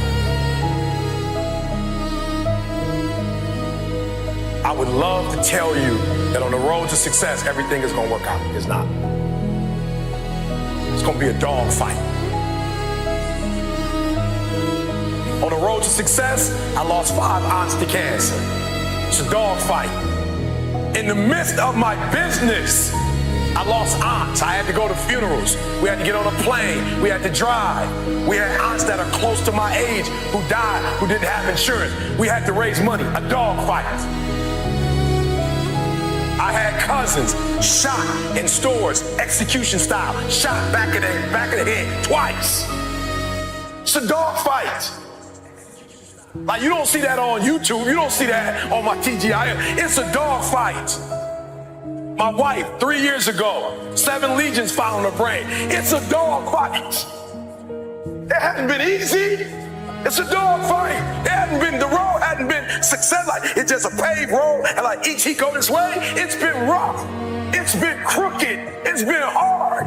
But I've made up in my mind that I will get a reward for the pain that I go through. I will not stop in the middle of the process. I will not be defeated. I will not be destroyed. I will take everything that happens in my life and I will allow the pain to push me to greatness. You will not break me. You will not stop me. You will not defeat me. The only way I lose is if I quit. It's going to be a dog fight. And so if you're ready to quit, then don't get started. If you're ready to quit, don't get started. If you're looking for this easy path, don't get started. If you think they're not going to close the door on you and say no 1,000,000 times, don't get started. But every time they close the door, I just get excited. Why? Because I am not a no. I'm 1 yes away. I'm young, I'm 1 yes away. You can't keep telling me no forever. You can't keep denying me forever. This type of energy, this type of passion, you can't stop it. You can contain it for a while, but you cannot stop. This is life. And you can't defeat me. There is not. You don't have enough power. You don't have enough energy. You don't have enough strength to stop this. Contain it for a year, you might. 2 years, you might. You do not have hate, does not have enough energy to destroy love. You cannot destroy this. It didn't happen to me at 19. It didn't happen to me at 20. It didn't happen to me at 30. It happened to me at 40. After I had been through all the pressure I thought I could go through. Life said, you finished with all the pressure? I said, yeah. They said, let's bring on the heat. And then when I went through the pressure and the heat, y'all, I thought it was over. The Creator said, now you ready to get cut? You say you wanted to be great, son. You say you wanted to travel the world. You say you wanted to help people, inspire people. Hey, you gotta be a diamond.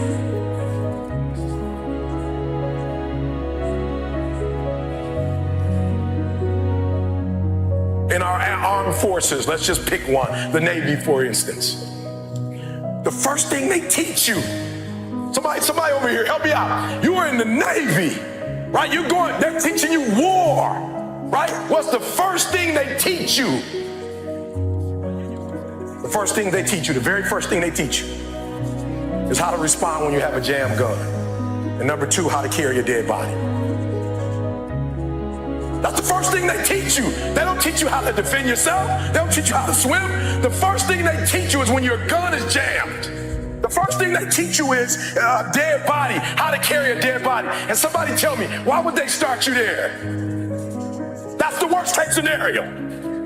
That's what you're not prepared for. That's what you're not thinking. You're not thinking when you go out there to defend yourself that your gun is gonna jam. You're not thinking when you go out there that your boy gonna get killed and you gotta drag. You're not thinking that. So listen to me. It's not hardships that hurt us. It's not my cousin getting shot twice. It's not my cousin spending 50 years in jail. It's not my aunt dying of cancer. It's not my wife being diagnosed with 7 lesions on her brain that will break you. What will break most people is you didn't prepare for that. So when you put all your little goals and all your little dreams together, it's not the thing that broke you. It was you never even thought about the fact that you could be broken. You say it's gonna be a dog fight. And if you soft, this ain't that you wanna get out now. This is where you like, I quit. But if you're willing to say, I'm not gonna quit, guarantee you whatever success you want to have, you're going to have it. You will not outgrind me.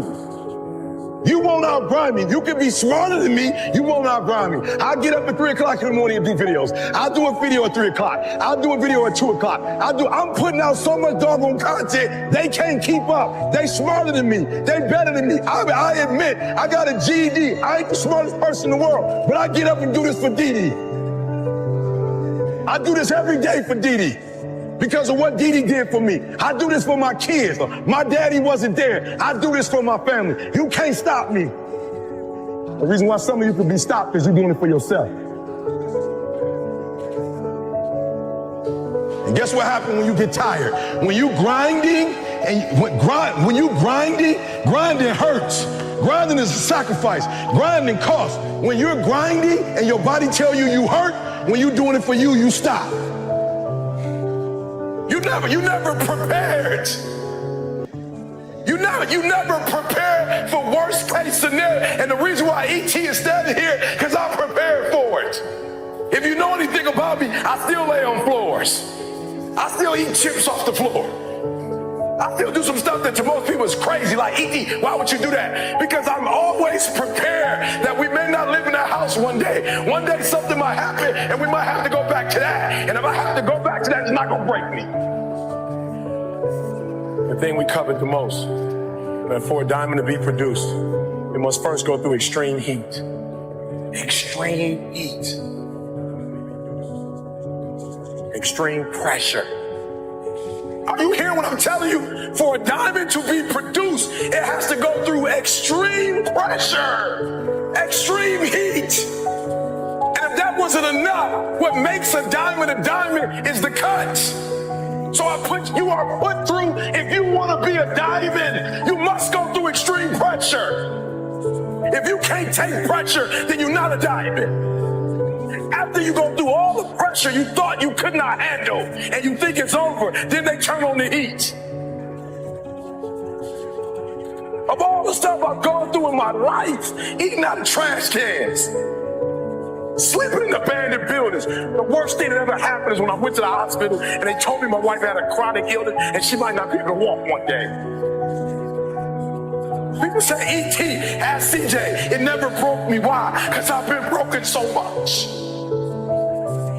Defeated so much. I've been disappointed so much in my life that I know what it feels like and I can handle it. It's your turn. You shouldn't feel guilty. It's your turn. It's your time. You've blessed everybody else. You've set everybody else for success. You've compromised you for them, and look where you are. It's time for you. And so for a lot of you, you're not doing nothing because you don't have any purpose right now. You don't have a sense of purpose. You're not waking up for nobody. And I need you to get that engine. I need that drive, because you know what to do.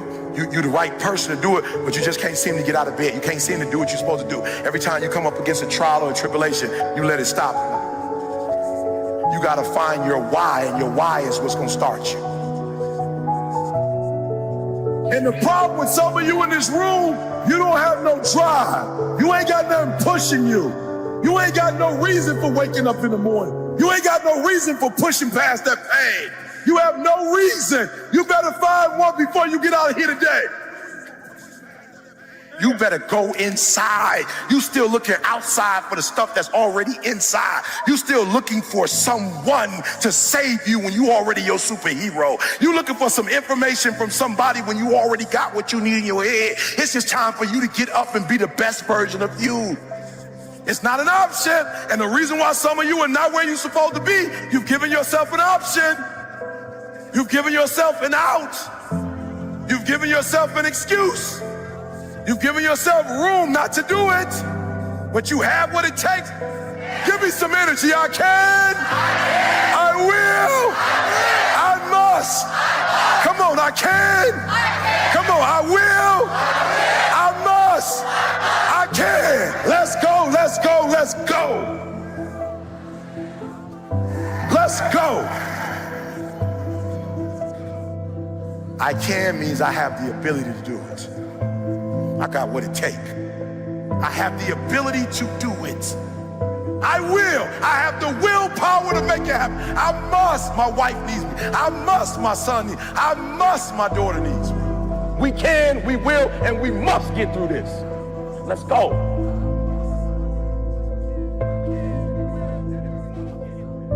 I want to ask you a question, seriously. This is going to be hard, because some of you young, and you like still worried about what people think about you, so you don't want to be honest in front of people. I want you to think about what level you on. Are you giving 90, 80, 70? Listen to what I'm saying for a minute. I gave everything I got. I have no more to give. Like, I really put 120 into this. So raise your hand if you're giving 120. Like, I ain't got no more to give, E. E, I'm giving 100, E. I know I'm just doing at least what Coach want me to do. I'm doing everything Coach want me to do. I'm giving about 90% here, I'm gonna be real. I'm giving about 90%, let me see your hand. Of my effort, let me see your hands. I'm giving about 80%, let me see your hand. 70%, let me see your hand. I need you for you to admit where you are. What is it gonna take for you to give every single thing you got? What is that gonna take? It's consistency. And so I gotta go to bed at a certain time. I gotta wake up at a certain time. There's certain things I can't eat, certain things I can't watch, certain things I can't do. And I'm talking about that grind. I got an opportunity, you got an opportunity. So here's the deal. When you have an opportunity, why would you give 80% when you have an opportunity? Somebody answer that for me. Y'all talk. Why would you give 80%, 70%? Why wouldn't you always give 120%? This right here, for a lot of y'all ain't got no discipline. It's killing you. It's killing you. And you don't even realize it's killing you. It's killing you. If you're not giving 120, I'm not mad at you. My job is not to dog you out, because once we go back out, my goal is to come here and take you to that next level. From today on, you play whatever your best game is, you play that level every single time. It doesn't mean you're gonna score every time, but the effort has it. You can always give 120% effort. Life gonna go on regardless. Mental toughness. It is in those times we have to be stronger than we've ever been before. Why? Because they need us more than they ever needed us before. I just want to make sure that the life we got left, that is sweeter than the life that if I wasn't focused and I wasn't doing what I was supposed to do. And we're going to make it the best possible. It's your life. You got it. What you going to do with it? I want to ask you a question, seriously. How many of y'all in this room, You like your E, it is my life, but I ain't been in control of it as much as I should be in control of it. And after the day, I'm taking more control of it. Let me see your hand, be honest with me. Come on, let me see your hands. And so you looked up to who when you played ball? Like, who were the people you looked up to? Kobe, LeBron, CP, D-Wade, Kobe. I was the same thing with me with Dr. Martin Luther King. In Washington, like all those people, I got a dream. When I saw Malcolm, like, boom. And I saw hundreds of black men, boom. Like, let's go. I'm like I could do that. And then when I found out I could make money doing it and I could take care of my family, I was like, showtime. Like, you only got one shot, E. So hear what I'm saying. Opportunity. You have an opportunity of a lifetime. When you understand you have an opportunity, you play a little different. Here's what I want to tell you. If you're going to get it, you're going to have that dog. You're going to have that dog. You're going to have to be that dude that say, I'm not just going with skills. There's a one type of dude who feel like because he's gifted that it's just an automatic road for him. And let me tell y'all something. You are gifted, but you better humble yourself. You got skill and you got will. Two total different things. You were born with certain things, but to get to the next level, and not just get to the next level, to stay at the next level, you gotta have will when you get to that next level. So when you play, you have to compete. It's sports, it's basketball. Why wouldn't you give 120%? Talk to me. What would make you not give 120%? You gotta answer it. You play that level every single time. It doesn't mean you're gonna score every time, but the effort has it. You can always give 120% effort. You can't dictate if the ball gonna always go in. You can't dictate what kind of game you're gonna have. You can't dictate how your body is gonna respond to moving around. But you can dictate your what? You can dictate your good. You can dictate you can always give 120% effort. Like, here's the deal. When y'all go play tonight, tomorrow, my goal is for you to go 120. So you're going to have the right people in here helping y'all. But if you giving me 70, 80, 90, you ain't giving me 120, you're not going to get out of this experience what you're supposed to get out. That's my job. Why don't you always give 120% effort? It's your turn.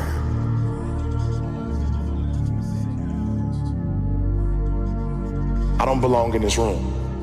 I remember the videos had already been out.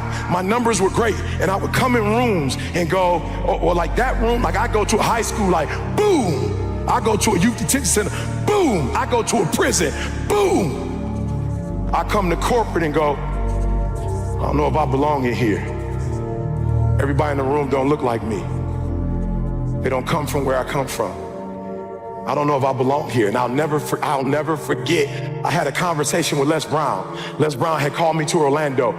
We sat in the hotel and I left and I started talking to Les and I started naming like, yo, you, Les Brown, this person, #1 in the world. He said, don't you ever say that again.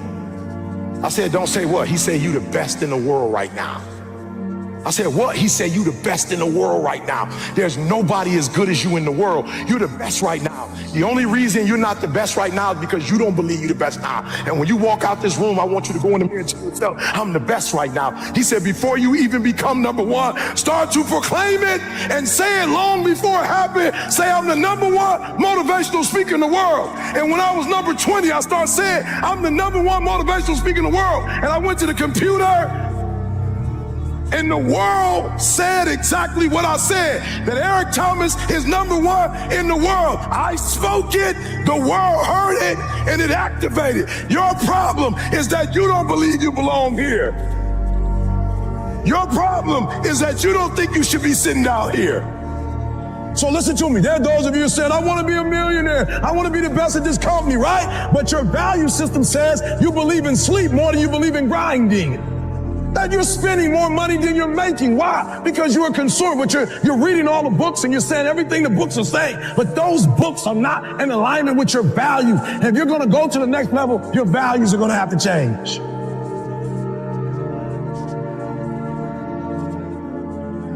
when I believed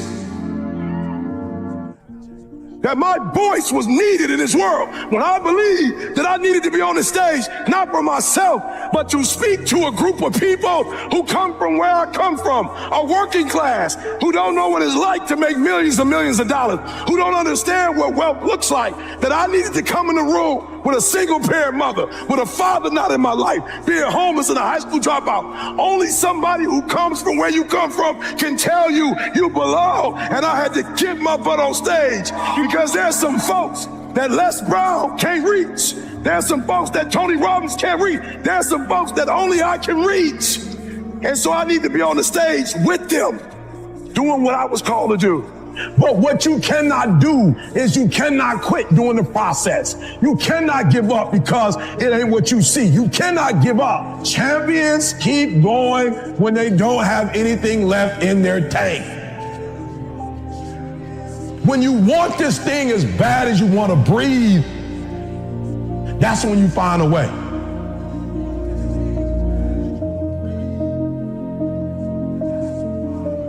Some of y'all been worshiping. I will walk away with stuff I never heard before, books I've never read before, audios I've never seen before, going to conferences that I've never gone, hanging out with people that I've never hung out with before. This is nothing, God. This is just a dessert. There are those of you with phones, and every new phone that comes out, you get it. Every upgrade, you get it. Every piece of software, you get it. You are upgrading your technology, and you've not upgraded yourself. Listen to me closely. When you get to the point where enough is enough, when you get to the point where it hurt real bad, when you get to the point you can't take it no more, when you get to that point, the doors start opening, opportunities start happening. Listen to me very closely. It's our dream. Nobody's gonna see it like you do it. It's your dream. Nobody's gonna feel it like you feel it. It's your dream. Nobody's gonna be as dedicated to it as you are. It's your dream, and they don't have to understand, and they don't have to like it, and they don't have to do it. It doesn't make a difference. It's your dream, and you, my friend, have been given the task to make it happen, and you can't let anything stop you from doing what you were called to do. You have an opportunity right now that you'll never have. People say, why you grind so hard, E? I might not be the #1 motivational speaker in the world 5 years from now. I got to get everything I can get right now. Every book I can write. Listen to me. My school is being paid for by the athletic department. I'm hot right now. A real man in the dark, when nobody's watching, he putting in work. A real man, when coach ain't even watching, he's studying film on his own because he loves the process. Because day after day after day, grind after grind after grind, airport after airport, driving mile after mile. E.T., aren't you tired? Yes, I might be. I don't know. E.T., aren't you ready to take a break? Yes, I might be, but listen to me. I can't. Why? Because I grind for Jalen. I grind for Jada. I grind for Dee Dee. I grind for my mother. Are you hearing what I'm telling you? I grind for Vanessa. I hustle for. So the days I want to hit that alarm clock, I think about my why. I can't quit. My son, $25,000 a year. I can't stop. He counting on me. My daughter, I can't quit. I can't stop. I can't get tired. I can't give up. I can't give in. My mama counting on me. My wife is counting on me. Yeah, I might be different, but I am brilliant. Yep, I might be loud, but I am special. We can go from being homeless and high school dropouts to having PhDs, writing books, and becoming the voice of a generation. We can do whatever we believe we can do, and we don't need anybody's permission to do it but ours. I am phenomenal, and I don't owe anybody an apology. I am going to do great things, and I don't owe anybody an apology. I was created to be great. I was created to do great things. I was created to have great things, and I will no longer ask others for their permission. 1, 2, 3. 1, 2, 3. 1, 2, 3. 1, 2, 3. 1, 2, 3. I am great. Listen to me, and I don't owe anybody an apology.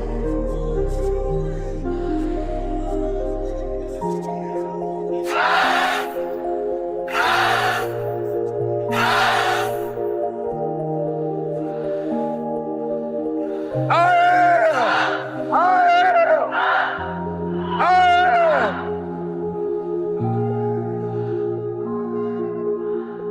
I thought if you were a good person and you do right by people, that people will take your kindness and give you kindness back. But what I realized is sometimes in this world, the kinder you are, the more they try to play you like a fool. I was delusional. I'm nice to you, you nice to me. Don't always work like that. Sometimes it's nice to me and I take advantage of you. So some of y'all, you delusional. I just need you to do me a favor. When you are delusional, you can never get the outcomes you want because the premise in which you're operating from is a lie. So you got to work from truth. And some of us don't want to deal with truth because it's so difficult. E.T., you dropped out of school. E.T., you grew up in a certain community. In order for you to be able to do what you need to do like a Tony Robbins, there's some things that you don't have in your arsenal that if you can just admit you don't have it in your arsenal, then you can go get it. But until you admit that you don't have it, you'll never be able to do it. So I need you to do me a huge favor. I just need you to be real. And the reason why a lot of y'all don't want to be real, because some of you would rather be in a lie and at least have a lie than not have anything at all. You already know that job, your boss ain't about to cash you out. You're just scared to quit and start your own business because you don't know if you're going to do well or not. You know you shouldn't. Come on, be honest. You know you still shouldn't be at that job right now. Let me see your hand. Let's just be real. Let me see the hand. You know you shouldn't still. Raise it high. Don't play with me. Raise it high. You still shouldn't be at that job, but you're delusional. That one day is gonna be your day. That one day you're gonna merge your job and your calling together. It's not gonna happen. You're gonna have to just leave. He gave me permission to say I am brilliant. I might be different, but I am brilliant. Yep, I might be loud, but I am special. He gave me permission. And so the first thing I want you to do today is I want you to keep saying to yourself, I am. And for those of you who hadn't quite started yet, I am. And for those of you who've gotten started, I am. Why? Because I can't believe that I started with a GED and that GED turned into a 4-year degree. 1, 2, 3. 1, 2, 3. 1, 2, 3. I am great. Listen to me. And I don't owe anybody an apology. I am phenomenal, and I don't owe anybody an apology. I am going to do great things, and I don't owe anybody an apology. I am. I was created to be great. I was created to do great things. I was created to have great things, and I will no longer ask others for their permission. That Eric Thomas that grew up in Detroit and had like that Detroit mentality, while I love it, it doesn't transfer to every community. I had to let the dream destroy you. Let it strip you. Let it remake and mold you. Don't be afraid. Some of you are afraid. Listen to me. Wherever you from, if that's where you from, if you leave, you can always come back. I promise you. I promise you when you come back, you can get right back in the conversation. Ain't nothing gonna change. I promise you, whatever world you're from, if you go to other worlds, you can always go back to that world. The version of you that you are right now is a blessing, but it won't take you to the next level. What got you here won't take you there. So let the dream destroy you, tear you down, redefine you, build you back up, make you stronger. The first version of Eric Thomas, the high school dropout, that guy would have never been able to stand here and help you. I had to destroy that Eric Thomas. No matter who you are, if you're average or if you're good, when you get around greatness and you stay around greatness, you start listening to great podcasts and reading great books, and you start hanging around great people, and you start becoming a part of great masterminds. God, you just evolve. And I don't know what happened, but every year I went from a high school dropout and homeless to I started to becoming every single day more of who I am. And I can't believe it. My next goal is to win the Nobel Prize. Why? I had to come up with something. I am giving you permission to be great. I'm giving you permission to be everything you were called to be, to do everything that you're capable of doing, to have everything you're supposed to have. Listen to me, you have to be careful when you hang around average people. All they're going to do is tell you what they can't do, and that's okay that they can't do it, but that has absolutely nothing to do with us.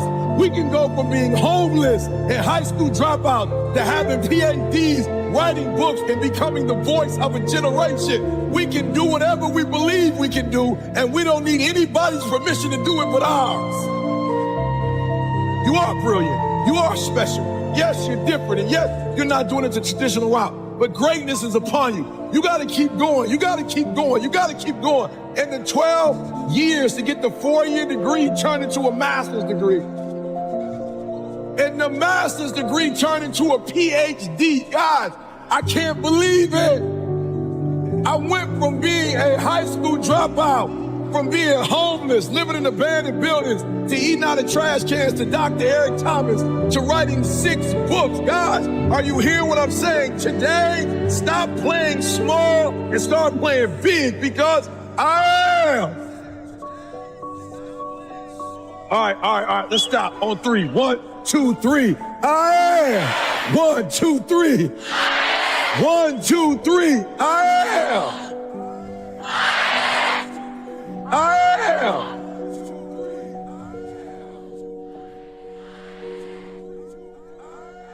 Listen to me. I was literally homeless. I was coming to church, not really taking showers. I wasn't brushing my teeth. And this guy looked at me and said, you need to get your GED. You need to leave Detroit. I'm going to send you to college because greatness is upon you. I was 16, 17 years old. I had never spoken a day in my life, and this guy saw it. Like, he saw something in me that I didn't see, and he gave me permission to be where other people said I couldn't be. He gave me permission to believe I was great. He gave me permission to think I could change the world. He gave me permission to start something that had never started in my family before. He gave me permission to say, I am. Listen to me very closely. When you graduate and you get a job, if you want to get paid, you never say no. You never say it can't get done. Don't you ever say out your mouth it can't get done. Even if you feel in your heart it can't get done, you don't say it out loud. You let the broke folks say that. You let the folks they firing first say that. You always say it can get done. Even if you don't think it can get done, just say it and try to make up something. I'm being real. I'm being real. I don't deal with people who say, or they get paid real low in my company. They like maintenance when you say, I don't know how, or I don't think it can be done. I'm like, okay, cool. You won't be like at the end of the year, when bonuses getting passed out, you won't be getting no bonus.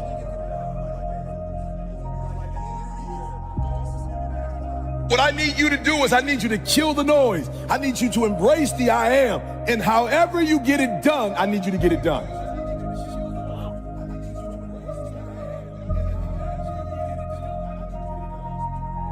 They looked at the most successful men and women of the world, and they found that they had like 7, 8 things in common. And one of the things they all had in common was a routine. They are obsessed with their routine. They don't have a gap of wasted time in their routine. You know, I realized the reason why I'm so successful and the reason why I don't get in trouble like I used to when I was younger is because when I was younger, man, my schedule had so many gaps in it. The devil had like, okay, he might pray at 6, but my man is watching TV. He playing video games by 8:30. It's not that I'm sweeter than nobody. The devil can't get to me because all my time is taken up. And by the time he get to me, I'm asleep. I'm too asleep to sin. I'm just being real. 8:30, he like, Eric, you should. I'm like, bro, I'm tired. Come back to me tomorrow. You know what I'm saying? Like, tip me tomorrow, bro. I'm about to go to sleep. I'm good. My body said, all you gotta do is put your shoes on. That's the hardest thing you gotta do. Just put your shoes on and I'll do the rest. I can't put your shoes on for you, but put your shoes on and then just go. And I just went and I was walking for do the 11 incline board, and I was just walking for an hour, and I was just like, you know what? It's almost an hour. I don't feel like running. My body was like, don't worry about it. We'll get to that when we get to it. I did my hour, was about to get off. My body was like, you know we run now. I said, what? We run now. Let's go. You ain't tired? I said, I am tired. No, you're not. You just walked for an hour. You're not tired, Eric. Your brain is telling you some dumb stuff. If you were tired, you wouldn't have been able to walk for an hour. Okay, so let's do this. Just run for 2 minutes. I'm trying to help somebody right now go to a whole other level. The Bible says the reason why you go back to sleep is because you've always gone back to sleep. It's like a default. You go back to sleep because all you gotta do is stop going to sleep, and then you're gonna stop going to sleep. All you gotta do is stop fussing and cussing, and you're gonna stop fussing and cussing. All you gotta do is stop spending all the money you got and start saving it. Listen to me, I became #1 in the world. I became a millionaire not because I made more money. I became a millionaire because they told me millionaires only live off of 30% of their income. I want to make it plain for you. I became a millionaire because I did what millionaires did. I stopped living off 100%. I paid my tithe, and then I was like, all right, E, you only got 20% left. Put the rest up. So the first thing I did, listen to me, the very first thing I did to become rich, somebody said, E, to be rich, put 6 months of your earning to the side. So I was like, all right, bet. That's what the rich told me to do. So I put 6 months to the side. How long did it take? I don't remember, but I put it to the side. Then somebody was like, yo, E, you need to put 100,000 to the side. I was like, all right, 100,000. Didi, we're gonna put 100,000 to the side. Then somebody was like, yo, you need to get your credit score up to 800. I was like, all right, then get my credit score up to 800. Then somebody said, E.T., if you want to be Tony Robbins, there's no way you'll be able to be like those dudes when you don't have the language they have. You need to go get your master's and a PhD from a white institution. I said, what? I went to Oakwood. I went to HBCU. He was like, yeah, but you didn't learn the language of Zig Ziglar at Oakwood.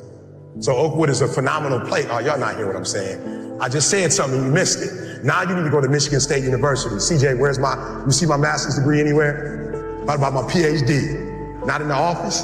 Not at church? You ain't seen it in my house? I didn't go to Michigan State to get a PhD. I went to Michigan State to learn the majority language. Listen to me very closely. When you graduate and you get a job, if you want to get paid, you never say no. You never say it can't get done. Don't you ever say out your mouth it can't get done. Even if you feel in your heart it can't get done, you don't say it out loud. You let the broke folks say that. You let the folks they firing first say that. You always say it can get done. Even if you don't think it can get done, just say it and try to make up something. But every time I put on a dress shirt and button it up, I just feel, and I hear people say all the time, man, you look like you dressed for success. I'm like, is putting on a shirt and the tie dressed for success? I'm dressed for success. I'm getting paid. I'm dressed for success. I'm not dressed like he dressed, but I'm dressed the way I feel comfortable. I feel good being me. I feel good not to have to, not only can I say no, I don't have to explain why I said it no more. It feels good being me. Because guess what? I can never be sweet being you. The majority of you are poor because you read poor stuff. You watch poor stuff. Bro, you just scrolling through like you ain't got a life. For real, some of y'all on Instagram, you're on there for 30 minutes. If I ask you what you saw, you don't even know. You just scrolling through. Rich people don't waste time. They realize it's their most important commodity. They don't watch a lot of TV. They don't do a lot of entertainment. If they're not working, they're studying their craft and getting better at their craft. So I need you to stop having the poverty mindset. So when I quit my job to be an entrepreneur, my mom was like, whoa, what are you doing? I was like, I'm quitting. My mom was like, don't you dare quit. You're going to embarrass me. You got a wife and kids. Does YouTube have insurance? Does YouTube have a 401k? And I was like, yo, mom, I ain't trying to be funny and I ain't trying to be disrespectful. I love you. But you can't teach me how to be a millionaire because you're not one. You come from the working class, and I'm not mad at you, Ma. We wouldn't be where we are without you. But you told me that every generation is supposed to get better. So I'll take your values, but I won't take your work ethic. Because rich people don't work, they think. Poor people go, clock in, I make this much an hour. Rich people go, I put them to work, and I make this much an hour. See, what happens is you're working for you and your family one, they got 40 of you working at one time. So they giving you 20%, and then they keeping the 80% off of 15,000 people. So what you have to decide is, are you gonna keep being the 99% or are you ready to be a part of the 1%? Because it doesn't make a difference where you come from, high school dropout. It doesn't make a difference where you come from, GED. It doesn't make a difference where you come from, a 17-year-old mom that got pregnant. It doesn't make a difference where you come from, took 12 years to get a 4-year degree. It doesn't make a difference. You know what makes a difference? What makes a difference is when you become a 99% or a 1%. And when I start thinking like, acting like, and behaving like a 1%er. So I went to every single class, and when the teachers was talking, they thought I was just doing homework. I wasn't. I was listening to how they conjugate verbs. I was listening to how they tell stories. I was like, ooh. I peeped it out, y'all. They way more linear. So that I realized when you do corporate, it's A, B, C, D, E, F. It's 1, 2, 3, 4, 5. It's topic, body. It's topic, support, conclusion. I need your language though if I'm gonna compete. I need your rules if I'm gonna compete. I need your codes if I'm gonna compete. The problem with most of you is you don't have a 1% language. You got a poverty language. There was a language that I needed to learn. Does it mean I need to abandon the language that I learned? Absolutely not. Don't be average, like for real. Whatever it is you do, do it, and take a different perspective. Listen to me very closely. The problem I have with most kids, if I tell you what it takes, most of you will die of exhaustion. You'd pass out before you reach 10,000 hours. You just pass out. You don't got the heart for it. You don't have the stamina for it. You couldn't take what it really takes. Just speak with so much authority, because I'm talking about my life, not something that I read. I ate out of trash cans. I had no business eating out of trash cans. I lived in abandoned buildings. I had no business living in abandoned buildings. But E.T., your daddy wasn't in your life. Your mom was a teenage mother. You grew up, come on, look at your circle. That's not an excuse. There is no excuse for not living up to your fullest potential. No excuse. You know what? And you start pointing fingers at yourself. What did you not do? I just ran across a quote the other day that says, education is the great equalizer. And I was like, ooh, so no matter where you are, if you feel like you started at the bottom, if you feel like you started at the top, but you want to preserve the top, because just because you're at the top doesn't mean you're going to be at the top forever. I mean, you look at great football players, great football teams. I mean, you're not going to automatically win because of your name. You have to keep performing year after year. So if you're at the bottom and you're like, man, I'm at the bottom, Eric, and I want to live life like everybody else. I want to fly first class. Like, I want to see the world. I don't want any limitations. Then reading is not okay. So I'm using the word reading, but what I'm saying is education, being enlightened, being informed. And I had to realize for myself, being a high school dropout, like, you can't use that excuse forever. Where I was born and where I was raised, you can't use that forever. And so to me, you liberate yourself. Malcolm, you talked about Malcolm. Malcolm liberated himself, and most people don't know, Malcolm was not born wearing glasses. Like, Malcolm had 20/20 vision, but it was in prison when Malcolm learned to take reading serious, and he read with a dim light at night. That's how he eventually lost his sight. But he lost his sight, but he gained his vision. He lost his sight, but he gained his vision at that point. So I would say to young people who are watching us that it's not optional. The more you read, the more liberated you are, and the more you are educated. To me, the more you can experience a life like the people that you're probably looking at and saying, I wish I could live like that person. I think what people get confused is, they're grinding with a goal. And I'm not saying you shouldn't have goals, but you should be grinding for grinding's sake. You should grind because that's what you do. You're passionate about what you do, and so you're waking up every day with this concept of, I have 24 hours. And they're mine. This 24 hours belongs to me. Right. And whatever I do in this 24 hours will determine where I'll be tomorrow and the next day. And I think that's what people need to focus on. Like, get off of this, I want to make 6 figures. I want to drive this car. I want to live in this house. I think what people should be focusing on is, I have 24 hours. Like, Oprah only has 24. Yeah. Bill Gates only has 24. Like, Warren Buffett only has 24 hours. And in that 24-hour period, I can either break my life or make my life. And I think, and I'm not saying you should have goals.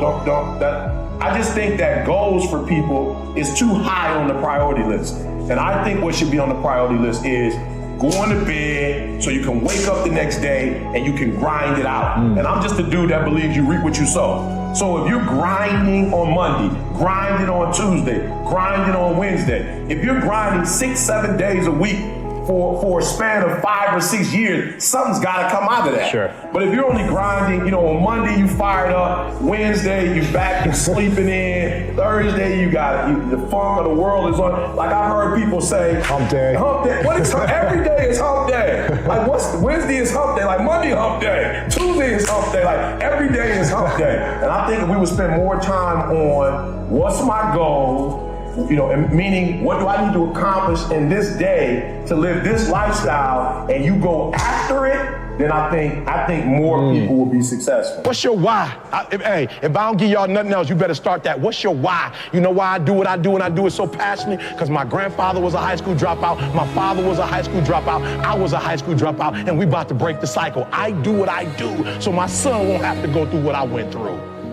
When I was at the football game, my old dude wasn't with me. I saw other kids with their father. I said, that'll never happen to me. I do what I do because my daughter says she's going to Harvard. It ain't even about y'all. I'm about to come here and blaze y'all. Why? Because I'm trying to get you all the NFL. I ain't about to miss this opportunity. This is the first NFL team I've ever done in my life, and I'm about to lick it. I'm about to give everything I got, and I will know if I don't get another gig, it won't have nothing to do with the fact that I didn't put everything on the field. What's your why? Why do you wake up in the morning? Why do you put on that jersey? Why do you go out and practice? Why? I have a ritual where even if you're my closest friend, I have boundaries. So just because it's my company, it doesn't mean I can take calls all day. Right. I have boundaries. So you can't call me at a certain time. Why? I'm working. So if I'm on the phone all day, and I'm saying this to entrepreneurs, because one of the gaps, and we'll talk about this later in the show, but you gotta find the gaps. And one of the gaps with entrepreneurs is that they feel like because they own their day, they can spend it like they want to. You cannot spend it like you want to. So if you were working for IBM or you're working for Ford, whoever you're working for, you couldn't be on the phone all day at a major corporation talking on the phone. So why do you allow yourself to talk on the phone with your business? Matter of fact, it's yours. You should make sure there's no phone calls going on because it's your business. So one of my rituals is when I get started, there are no interruptions. When I get started, I don't care if it's my wife, my children, they know that from a certain time frame, I'm going all in, and I can't go all in answering the phone. I can't go all in watching TV. I can't go in with the distraction. And so some entrepreneurs are like, why am I not blowing up? Because you're not in abstraction.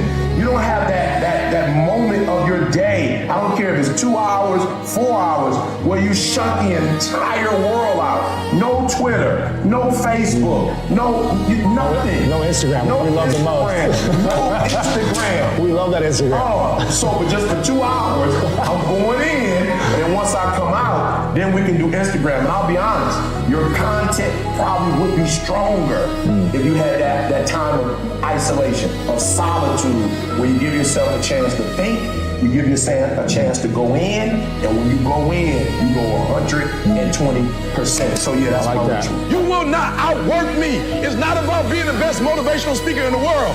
It's about being the most consistent motivational speaker in the world. And so when you watch me, even if you don't like me and you're into motivation, you gotta fool with me. Why? Because I'm on everything. E.T., was that you on the Dix commercial? Yep, it was. How do you do this day after day? Dedicating your life to the search for a few more feet. E.T., you doing stuff with the Olympics? Absolutely. E.T., was that you on it? Yep, that was me. E.T., did you do that? Yep, you saw me. Was you doing something for Cleveland on the jumper screen? Yep, that was me. You will not outwork me. High school dropout. Yes, your vocabulary count is deeper than mine. Yeah, absolutely. Yep, you look better than me. Suit, asymmetric look. Yep, you got me beat all day. You got me. Grew up on the other side of town, 2 parents, great network. I'm not gonna lie, you way sweeter than I am. You got all the stuff, you got it all. But you will not outwork me because your height has nothing to do with my work ethic. Your face has nothing to do with my work ethic. Your two-parent background has nothing to do with my work ethic. You will not outwork me. On your jet, you will not outwork me. In your Bentley, you will not outwork me. And there are those of you in this room, the reason why this stuff ain't happening for you, because you're getting outworked. Come on, call the best motivational speakers in the world. Give us 7 days. Let us go all over the world and speak. Come on. And while you in the green room putting on your makeup, you will not outwork me. I'm being real. You will not outwork me. While you doing photo shoots, you won't outwork it. Y'all being outworked in your marriage. You being outworked in your job. You being outworked with your kids. Your kids in a gang. Why? Because somebody loving on them more than you loving on them. They in a gang. They in a gang because you ain't hardly at home. You being outworked. You got somebody else in the hood who got more. They got your kid here more than you got them. And you like, I just can't believe this society today. It's not the society, you got outworked. Some dude up the block is spending more time with your son than you are. Some guy on the block is telling your daughter how cute she is and you not. Because you grinding, you working. But you thought when I told you 120, I just meant at work. I mean everywhere. You will not outwork me. You might make money, but your marriage might not be. I'm going to get you on all fronts. So if you want to make 6 figures, you can't just be talking about you want to make 6 figures. You hear what I'm saying to you tonight? If you do the 3 things I tell you to do tonight, I guarantee you, whatever it is you want to do in life, you'll be able to do. You will be able to accomplish whatever you want to academically, financially, relationally, whatever. So 3 things. All right, now I'm going to tell you the story. I got to get out of here. And the story is about, you guys have probably heard about this before. It was a young man who, he wanted to make a lot of money. And so he went to this guru, right? And he told the guru, I want to be on the same level you on. And so the guru said, if you want to be on the same level I'm on, I'll meet you tomorrow at the beach at 4 a.m. He liked the beach. I said, I want to make money. I don't want to swim. Guru said, if you want to make money, I'll meet you tomorrow, 4 a.m. So the young man got there at 4 a.m. He all ready to rock and roll, got on the suit. He should have wore shorts. The old man grabs his hand and said, how bad do you want to be successful? He said, real bad. He said, walk on out in the water. So he walks out into the water. Watch this. When he walks out into the water, it goes waist deep. So he like, this guy crazy. Adrian, he like, I want to make money. He got me out here swimming. I didn't ask to be a lifeguard. I want to make money. He got me in. So he said, come out a little further. Walked out a little further. Then he had it right around this area, the shoulder area. So this old man crazy. He making money, but he crazy. Said, come on out a little further. Came out a little further. It was right at his mouth. My man like, I'm about to go back in here. This guy is mine. So the old man said, I thought you said you wanted to be successful. He said, I do. He said, walk a little further. He came, dropped his head in, held him down, hold him down. My man getting scratching, holding him down. I got you. I know you brushed it out, but I got you. He had him held down. I need you for an illustration. He had him held down. Just before my man was about to pass out, he raised him up. He said, I got a question for you. Somebody answered the question for me. He said, when you were underwater, what did you want to do? Lee, I'm looking for a different word though than lip. What's that word? He said, I wanted to breathe. He told the guy, he said, when you want to succeed as bad as you want to breathe, then you'll be successful.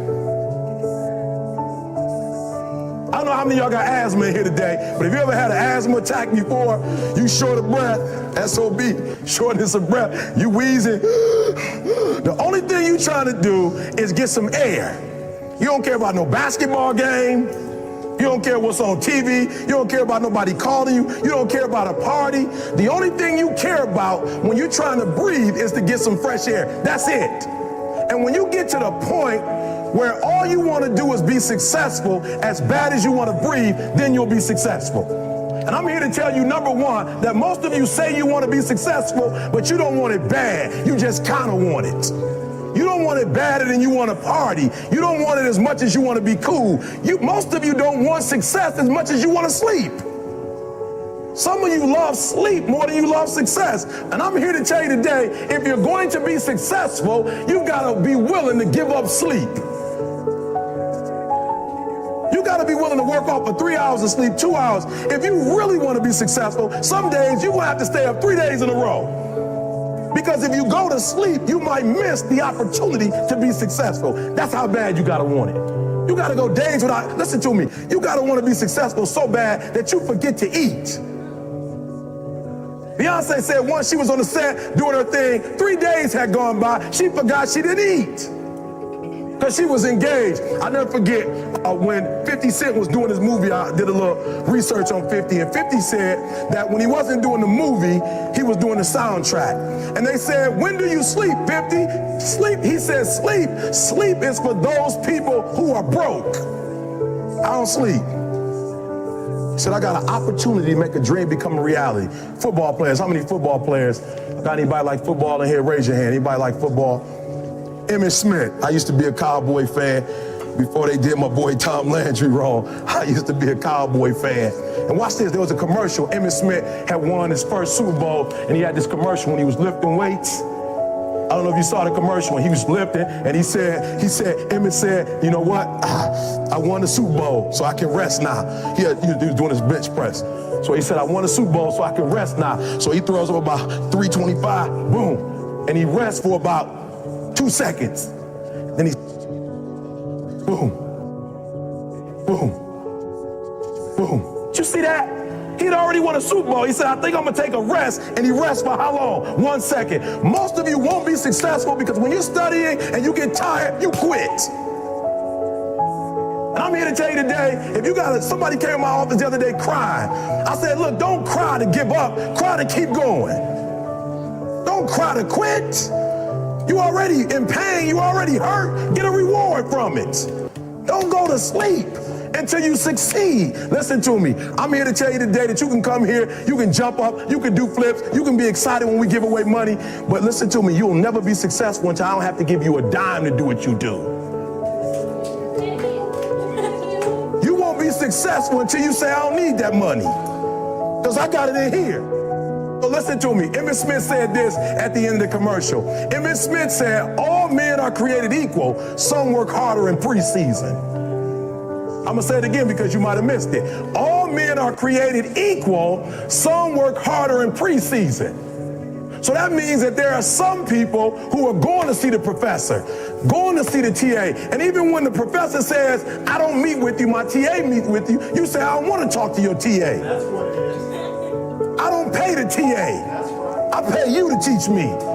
So you're gonna have to find some time to meet me. If I gotta meet you at the mall, if I gotta meet you at your house, you are going to see me. Listen to me, all men are created equal. Some work hard in preseason. When I went to college, guys were way smarter than me. 4.0s, 3.0s, they went to the Ivy League high schools, came to Oakwood from these great high schools. Most of them are not doing what I'm doing. Why? Because it's not about where you come from. It's about heart. You come to a place where, being smart ain't enough. You gotta have heart. That's number one. Watch number two. Number two, catch number two. I wrote it down. I wanted to make sure you got it. It says to be, watch this. We're talking about sacrifice now. The important thing is this. You're writing while I'm saying it, because I only have about 3 more minutes. Listen to me. The most important thing is this. To be able at any moment to sacrifice what you are for what you will become. That's the number 2 thing. You got to catch that one. To be able to, listen to me, at any moment. Some of you can make sacrifices when Monday Night Football is not on. You can make a sacrifice. But when the game come on, for some reason, you just attached to it. For some of you, when your favorite show come on, you can make sacrifices on Sunday when ain't nothing going on. But when your favorite show comes on Monday, bam, some of you focus until the phone ring, and then you like, I gotta answer it. If I don't answer the phone, I'm gonna die. I'm saying to you today that there are some of you, if you give up your cell phone, you would be successful. But your cell phone is more important to you than your success. I'm gonna say it again, I'm gonna hurt somebody. Some of you need to give up your cell phone because the time you spend on your cell phone could be used for your success. The time you could be using to be successful, you're using it on the cell. And the cell phone is not bringing you nothing but a bill. And somebody has told you you couldn't live without it. I'm talking about going deep now, giving up stuff. Watch what it says. To be able at any moment to sacrifice what we are for what we could be. I don't do well in math. You're right. You ain't never studied. I'm not good in writing because you have never written before. But I dare you to fail in writing for a whole year to see if you can get to the end. I dare you to fail. I dare you to take that same class over and over again. I dare you to stop dropping classes like you soft. Always want to give up. I'm dropping. Why are you dropping? I'm so grateful that the slaves didn't drop and quit. Say, I'm just gonna stop. I'm a slave. I'm just gonna be a slave. I'm gonna quit. Listen to me. The slaves said, we will live because one day we will become. There's anything in how you do what you do is more critical than what you do. And if why you do what you do is weak, I need you to go back and start all over again. Because if your reasoning is weak, you're not gonna get it done. Why? Because life is going to beat you upside your head. And I'm gonna tell you this, I don't care who you are and what profession you're in. Before you blow up, life will strip you to the core. But if you're weak, you will be broke. And I'm not here because I'm the best. I'm here because they tried to break me and they couldn't. Many of you have a very small opportunity and you're not taking advantage of that opportunity because you're not thinking about the next opportunity. You're looking at this as small. No, this is the gateway. Like, this is the first one, right? So you got to ask yourself this question. Like, how do you keep that fire? You know how you keep it? You keep putting different opportunities in front of you. You keep setting different opportunities. Anybody know who this is?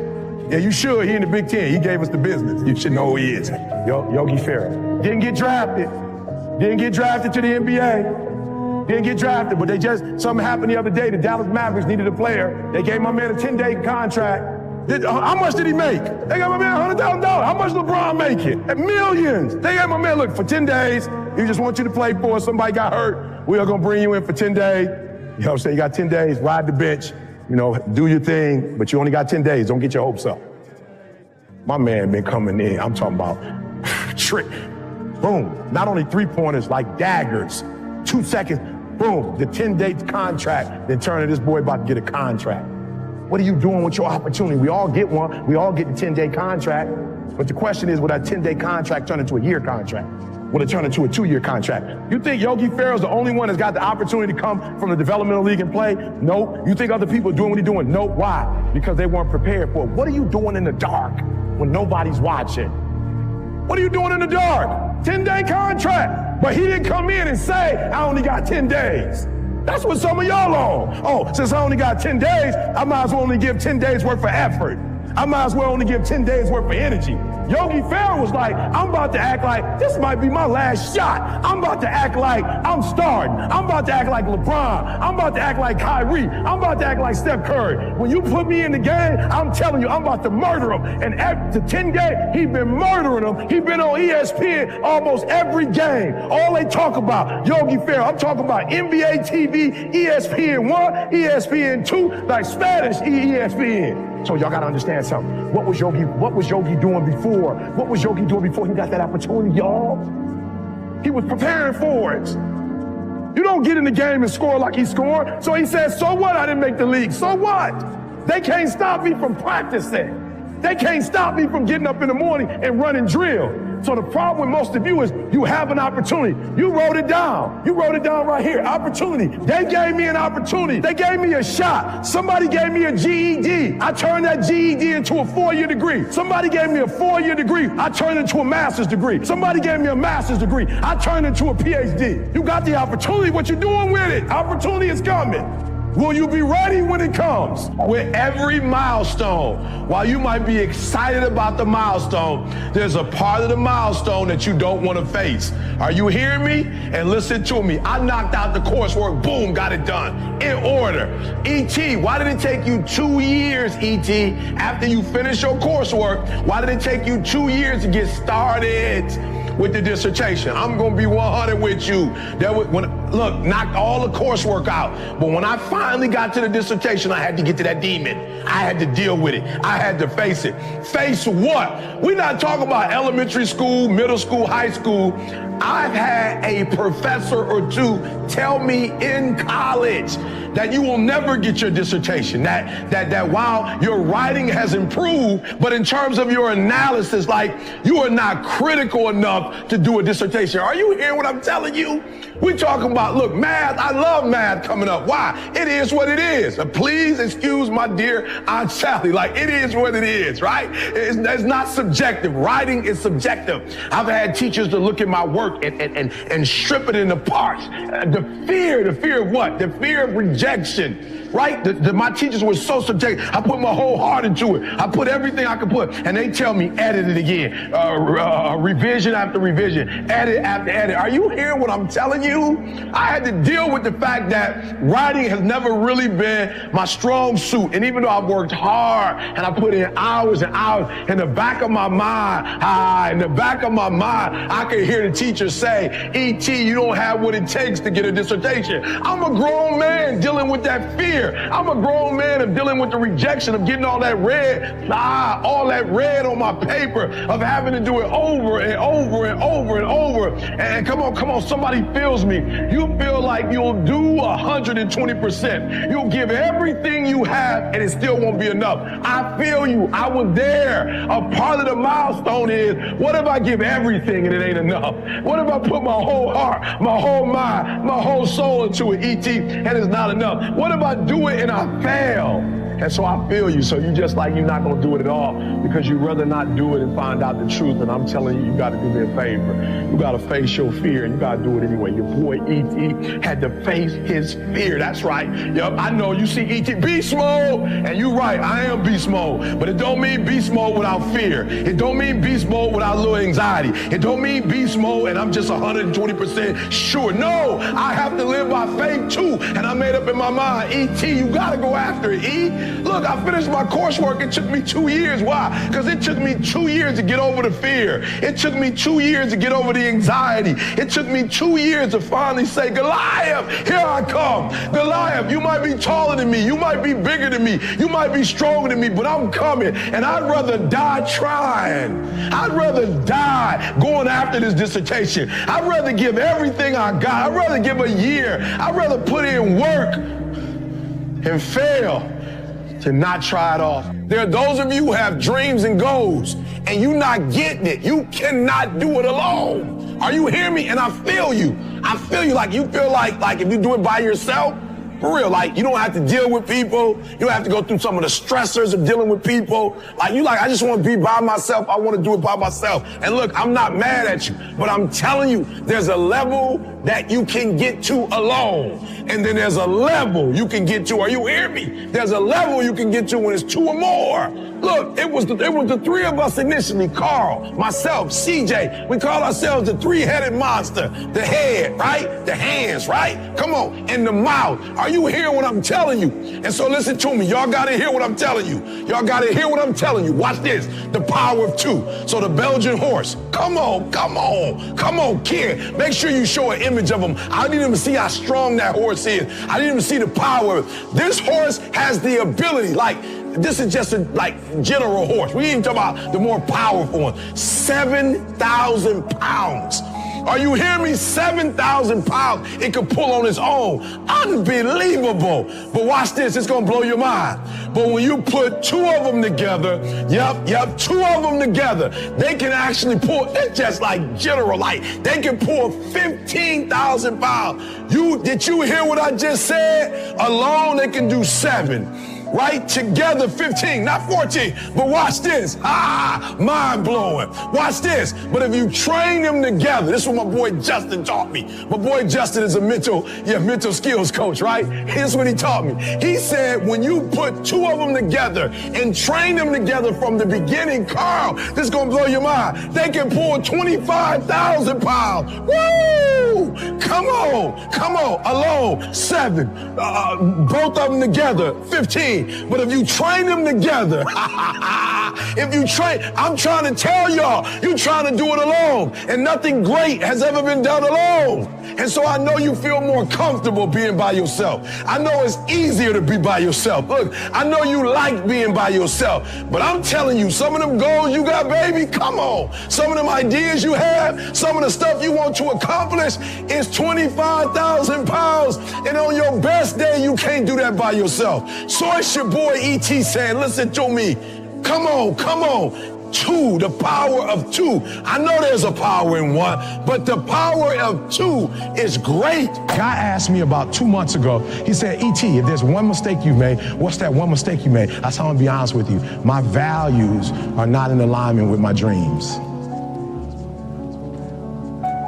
He said, E.T., what do you mean by that? I said, I want to tell you a story. I got a good friend of mine, he came to me and said, Eric, my marriage is not where my marriage needs to be. I need to make some adjustments. I see you and your wife. I see how much time you spend with your wife, how much time you spend with your children, and I want that. You buy your wife roses regularly. You're always taking her out to eat. Like, I'm watching you. You spoil her. E.T., what can I do? And so I told him what to do, and guess what he started doing, guys? He started doing the exact same thing I started doing. And he said, Eric, it's not working. Like, I'm doing exactly what you're doing, but it's not working. He said, why isn't it working? I said, you know why it's not working? Because your values and your dream, you say you want a better marriage. But I told you need to iron your wife's clothes. You know what he told me? After a while, he said, I'm gonna be honest with you, Eric. I know, you told me to iron, you told me to wash, you told me to cook, but where I come from, he said, I'm gonna be honest, Eric, when I do that, I feel like a punk. And I said, that's why you're having a hard time doing it, because your value system says a man is not supposed to iron, a man is not supposed to cook, a man is not supposed to wash dishes. That's what your value system says. So you're doing one thing, but you're going against your own value system. The reason why I'm having such an easy time washing clothes and cooking and ironing, you know why? Because nothing is as important to me as my marriage. And I would rather be happy. I would rather be happy than to say I ain't no punk. Make me a punk. I want to be a punk. A happy punk. For real, no. A friend of mine, he came to my house and I didn't have a mop. And so I was on the ground and I was mopping the floor with a towel. And he says, E.T., the hip hop priest, you're on the ground and you're mopping? I said, yeah. He says, your wife got you whipped. I said, you didn't know? You just found it out? Been doing a terrible job. I'm sorry. I am whipped. And after 23 years, you should be. And if you're not, it's a problem. So listen to me. There are those of you who said, I want to be a millionaire. I want to be the best at this company, right? But your value system says you believe in sleep more than you believe in grinding. Your value system says you are a consumer and not a producer. That you're spending more money than you're making. Why? Because you're a consumer, but you're reading all the books and you're saying everything the books are saying, but those books are not in alignment with your values. And if you're going to go to the next level, your values are going to have to change. Where your focus goes, your energy flows. And so if you're focusing on the negative, guess what's going to happen? Your energy is going to go to the negative, and everything is going to be negative, because that's where your focus is. That's where your energy is flowing. Listen to me. If you think about that thing, you concentrate on winning. You concentrate on dominating. Listen to me. Whatever you focus on, where your focus goes, your energy flows. And so we gonna think about what we're thinking about. You hear me? We gonna think about what we're thinking about. And when we think about those things which are pure, listen to me, come on. That stuff that's true, right? Whatsoever things are pure, whatsoever things are true, whatsoever things are lovely, whatsoever things of a good report. Are you hearing me? Meditate on this stuff. Focus on this stuff. It don't mean negative things won't happen, but we're not focusing on it. Are you hearing me? It don't mean that negative things won't transpire, that as you go through the day, something bad won't happen, but we're not going to meditate on it. We're going to focus on what's positive. We're going to focus on what's good, right? And when we focus on that, that's where our energy is going to go. And what's going to happen is the outcomes are going to reflect our thinking. Worked on my gift. I realized that all of us are born with a gift, but you got to hone it. You know, it's just not, you're not going to become great. And we talk about the school of greatness, you know, we talk about, greatness is upon you. And I realized that my gift wasn't going to create itself. My gift wasn't going to nurture itself. My gift wasn't going to perfect itself. That was something I had to do. And so, man, before you know it, we did a video that went viral. I think it's got over 50 million hits now.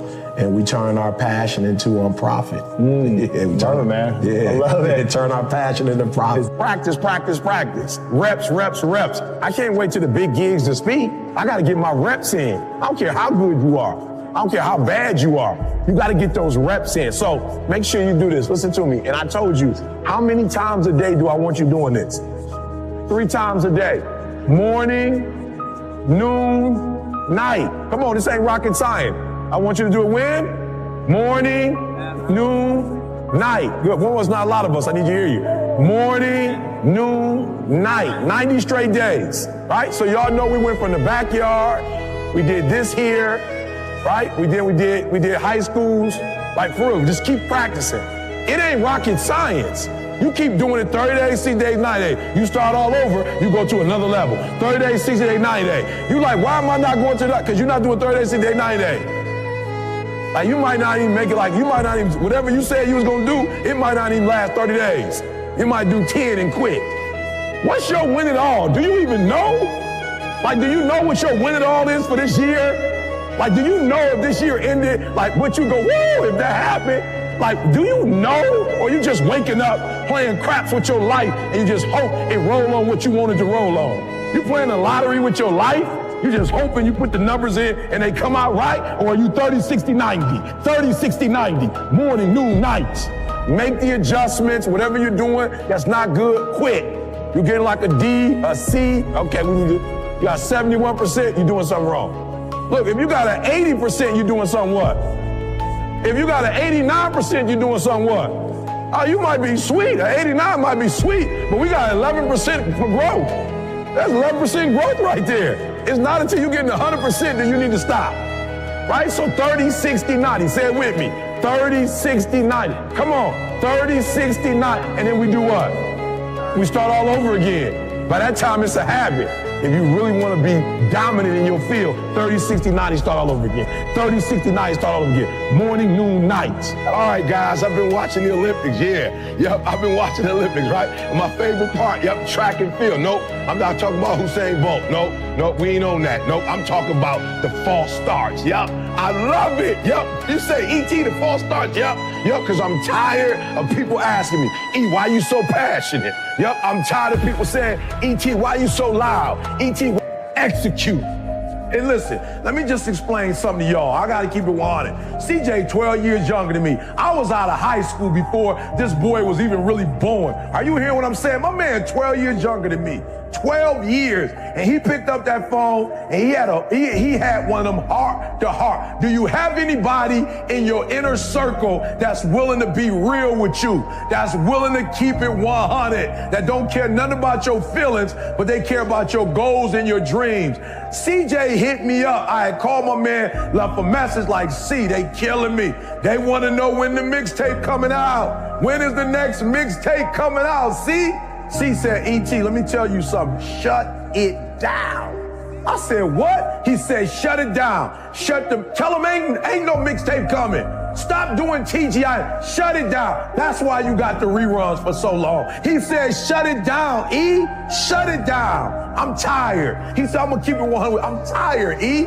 The last two mixtapes, you was talking about how you gonna get your PhD. Between me and you, imano, man to man, we will not come out with another mixtape where you talking about what you gonna do. Shut it all down, E. Do you understand that the future of this company is on you finishing this PhD? Shut the gig down. Shut it down. And I'm telling y'all, one of the ways your boy got the milestone done, I had to shut it down. I shut down the phone calls flat out. From a certain time, don't call my house. If you love me, text me. If you love me and there ain't no emergency, don't call me. I had to shut it down. Shut the TV down. Listen to me. Put the controllers down. Shut down going out bowling on the weekend, going to the club. Look, shut it down. Shut down your favorite team. Stop watching your favorite football or basketball or soccer, whatever it is. Shut it down. And I'm telling you, you ain't got to shut it down for the rest of your life, but you got to shut it down long enough so you can get your Super Bowl done, So you can get your NBA Finals done, So you can get your World Series done, Are you hearing me? So you can get your national title done. Are you hearing me? So you can get your book done. So you can get your CD finished. So you can get your degree. So you can take your marriage to the next level. Shut it down. I had to shut the noise down. I had to shut it down. And when I shut it down, when I shut certain things down in my life, boom, I went to a whole other level. If you're gonna do what you say you're gonna do, be what you say you're gonna be, you're gonna have to lion me out. That gazelle stuff, I'm trying to tell you. You a gazelle, you're gonna come up short. You a gazelle, you're not always gonna get what you want out of life. You a gazelle, you're gonna have an average experience. You a student, I need you in lion mode. You a teacher, I need you in lion mode. You an entrepreneur, I need you in lion mode. You trying to lose weight, lion mode. You can't do nothing significant in gazelle mode, nothing. Nothing impressive happens in gazelle mode. Nothing happens when you running. Nothing happens in run mode, give up mode, quit mode, scared mode, fearful mode. Nothing happens. Everything happens in lion mode like I'm coming to get you. I love it. Y'all ever seen the one where the lioness is kind of sitting there and she double dutching and all the beasts is running by and they just keep going. And she just in preparation mode. And out of nowhere, there's no music, no preparation. You just see my man come out of nowhere and just boom, bam. You gotta get to a point when you ready to grind and you ready to get to the next level. You look at people you used to be close to and say, you dead to me. You dead. 42 triple doubles. We shouldn't even be talking about the MVP. Ain't nobody else even. If somebody else make it close to the MVP, the NBA is rigged, and I'm through with them. They saw my man at the beginning of the season. I'm talking about high octane. They said if he keep doing that all season, what's gonna happen? They said he keep running himself like that, he gonna burn out. My man ain't burnt out. He don't look like he ain't close to burn out. But you know why they said it? Because they can't operate on that level for that long. So people will try to put their limitations on you. I can do 6 gigs. I can do 7. We can leave here tonight. You can take me to a church. I'll give you another hour. You can't do it. Don't put your limitations on me. I'm dead to your limitations. Your limitations don't exist in my world. Those are your limitations. Keep them. Go home, watch them on TV. Go home, read the newspaper about them. Go home and look in the mirror. Go home, call your homeboy, and y'all talk about your limitations. I ain't got none. I get off the plane from going to Dubai and get on the ground and I hit it. And some of y'all holding on to stuff you should be holding on to. It should be dead to you. Doggone, go do a funeral if you need to. Get rid of that junk. Like bury it. Do whatever you got to do.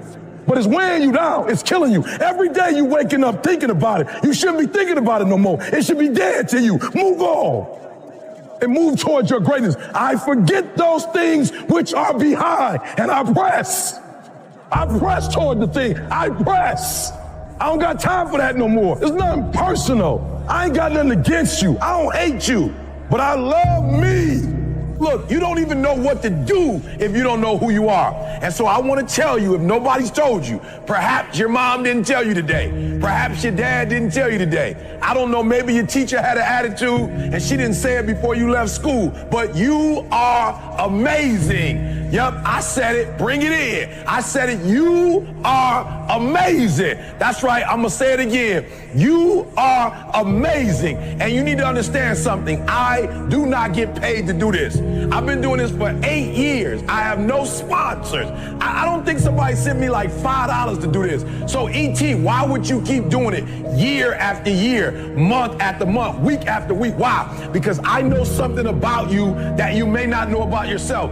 You are amazing. And it's time for you to act like you're amazing. It's time for you to do the amazing, right? It's time for you to know you are amazing. So listen to me. I'm gonna give you an assignment. But before we go there, I gotta let you know I'm telling you the truth. Now, when I was a high school dropout, when I was homeless, right? When I was getting kicked out of school, I'm just gonna keep it 100. I did not know I was amazing. I told you before, no disrespect, but my biological father wasn't in my life. So I didn't have him to tell me when I got up every day, E.T., you are amazing. Like me and my mom had some challenges, so my mom wasn't necessarily telling me, you are amazing, right? And so I was eating out of trash cans, right? Listen to me. I was getting kicked out of school. Like I was in the mall, stealing from the mall, getting in trouble, getting arrested. Listen, and some pastor brought me to church, right? And I'm telling you, my man would tell me on a weekly basis, you are amazing. And it's time for you to act amazing and do the amazing. So I want to just say this to you real quick. You are not your test score. Are you hearing me? Look at E.T. I've never done well on a standardized test. You are not your grades. You are amazing. You're not what happened to you, where you were born, what circumstance you come from. You are amazing. You hear me? You are amazing. And the day you recognize you're amazing, the day you understand how amazing you are, everything changed. Look, my standardized test, if they didn't change, my test scores didn't change, my grades didn't necessarily change like that. Like it's when I became aware of the fact that I'm gifted, that I'm special. And I need you to understand something. When you recognize who you are, when you realize how amazing you are, there's certain things you're not gonna do no more. When you recognize how amazing you are, there's certain people you're not gonna hang around no more. When you realize how amazing you are, there's just certain things you're not gonna do no more. Because eagles and pigeons don't run together. And when you realize, sweetheart, that you're an eagle, my brother, when you realize you're a king, My sister, when you realize you're a queen, things are gonna change. Why? Because queens don't do what everybody else do. Kings don't do what everybody else do. And so I'm telling you, you are amazing. Now draw me a line.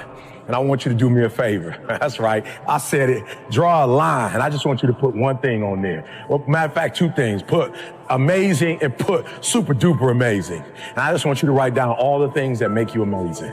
Like, for real, just sit down. For real, I don't care about your teacher. We ain't talking about your grades right now. We're not talking about what you did in school, what you didn't do in school. We're not talking about where you were born, where you come from. We're not talking about that. Look, all that aside, I just want you to write down, I'm amazing. Why? I'm a people person. I'm amazing. I'm intelligent in my own right. I'm amazing. I'm an artist. I'm amazing. I do music. I'm amazing. I love people. Like, whatever. I don't know what it is. I'm amazing. E.T., everything that makes you special. Everything that makes you you. And then I want you to get up. Listen to me. I love you guys. That's why I do what I do. Now it's time for you to recognize how amazing you are. Right? So just do that for me. Just write down how amazing you are. And I just want you to look at it in the morning, look at it at night, look at it in the evening. I'm not telling you something I read in a book or something somebody told me.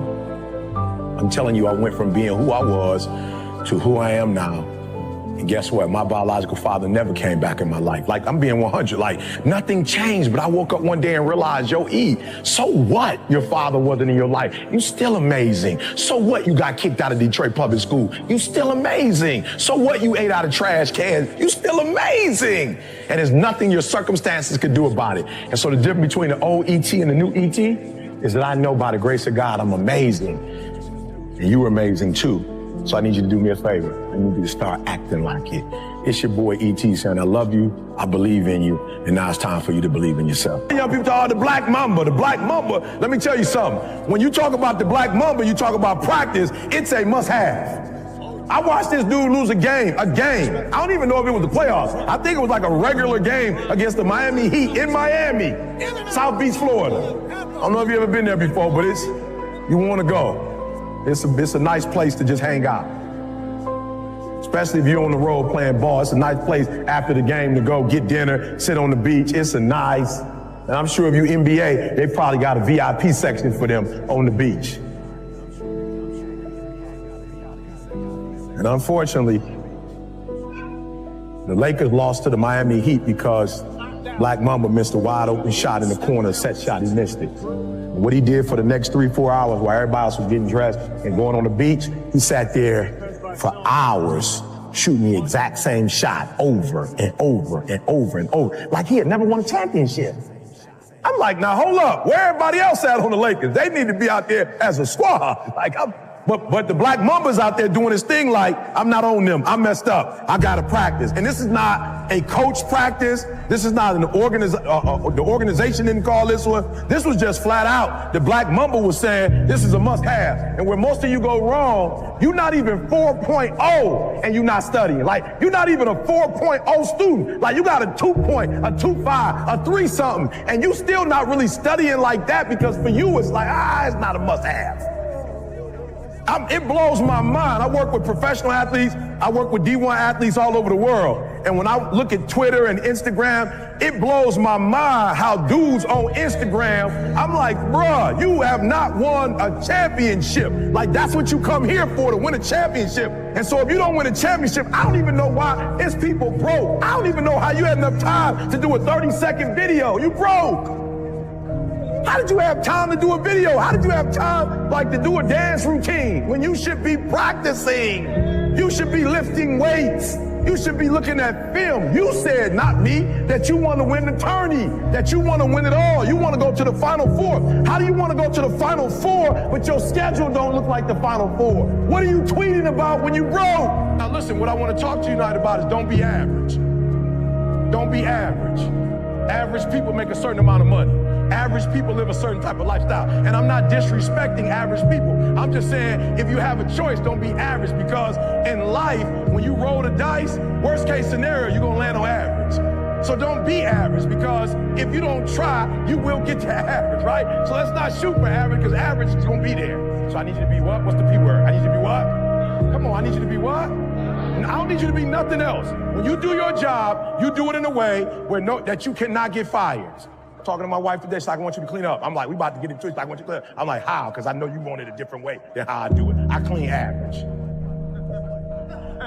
I'm just being real. I clean average. So when you say clean, you have to break that down. Because I know with my clean and your clean, it's two different cleans. No, I'm trying to help you. It's two different cleans. My wife said you don't clean, you shift. So you take stuff from one area and you put another area. That area clean, but then the other area, when I clean, you don't see nothing, everything's gone. Some of you, when you get a job, you shift, you don't clean. So I need you to find out what productive is. When you get to that internship, you get that job, you get in that relationship with that female, that male, whatever you do, I need you to find out what productive, not what you think productive is, find out what's really productive. And you do that, and you ain't going, they can't get rid of it. Rule number 25, don't dismiss your haters. Anybody got any haters in the building? Let me see your hand real quick. Got any haters in the building? Let me see your hand real quick. Good. Write some of them down. Right, just write it down. I just said, get it out your system, right? Just get it out your system. Look, people will hate on you. It's okay. As a matter of fact, I told y'all this before. Like, do me a favor. Do not dismiss your haters, because sometimes iron sharpens iron. Like, sometimes you need a little pressure to get to that next level. So do me a favor. Don't dismiss your haters. Some of the stuff they say is true. Like, don't dismiss all of it. Some of the stuff your haters say is true. Now, let me tell you something. Some of your haters are going to give you a perspective that your mama not going to give you, because your mama, she going to always tell you this.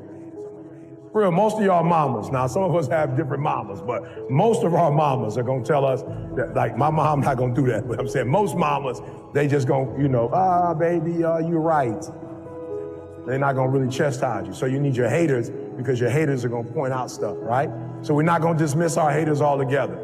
We're going to listen to them, we're going to hear what they're saying, and we're going to make sure that their perspective is wrong or right, and we take the stuff that we can take, the stuff that we can't use, don't worry about it. Rule number 26, set strong goals. I got an older white male, he probably in his 60s maybe, right? And my man says to me, like, I heard what you said, E.T., but how do you sustain it? I'm like, okay. Say it. I'm like, all right, say it again, because I want to make sure I'm hearing what you're saying. He like, you talk about going 120. You talk about going hard. You talk about having what you want, being what you want, do what you want. Okay, I get it. But how do you sustain it? I'm thinking, is that a real question? I said, listen to me very closely. How did I start this whole presentation off? He said, write down the people's name that you love. I said, duh, if you waking up every day and thinking about your wife, duh, how do you not sustain it? If you wake up every day and you looking at your son, how do you not sustain it? You think I'm gonna put my kid's life in the hand of some other man? You think that's my role as a father? You think my role is to allow my kids to come here and pay all this money to go to school and do everything they did, and now they gotta go beg somebody else for a job? That's not my role or responsibility. I sustain it? What do you mean? How do you not sustain it? I'll ask you, why are you not pumped up? Why you have days off? I'm asking you why you get 70%. You don't love nobody? Is there not somebody that you don't love more than yourself?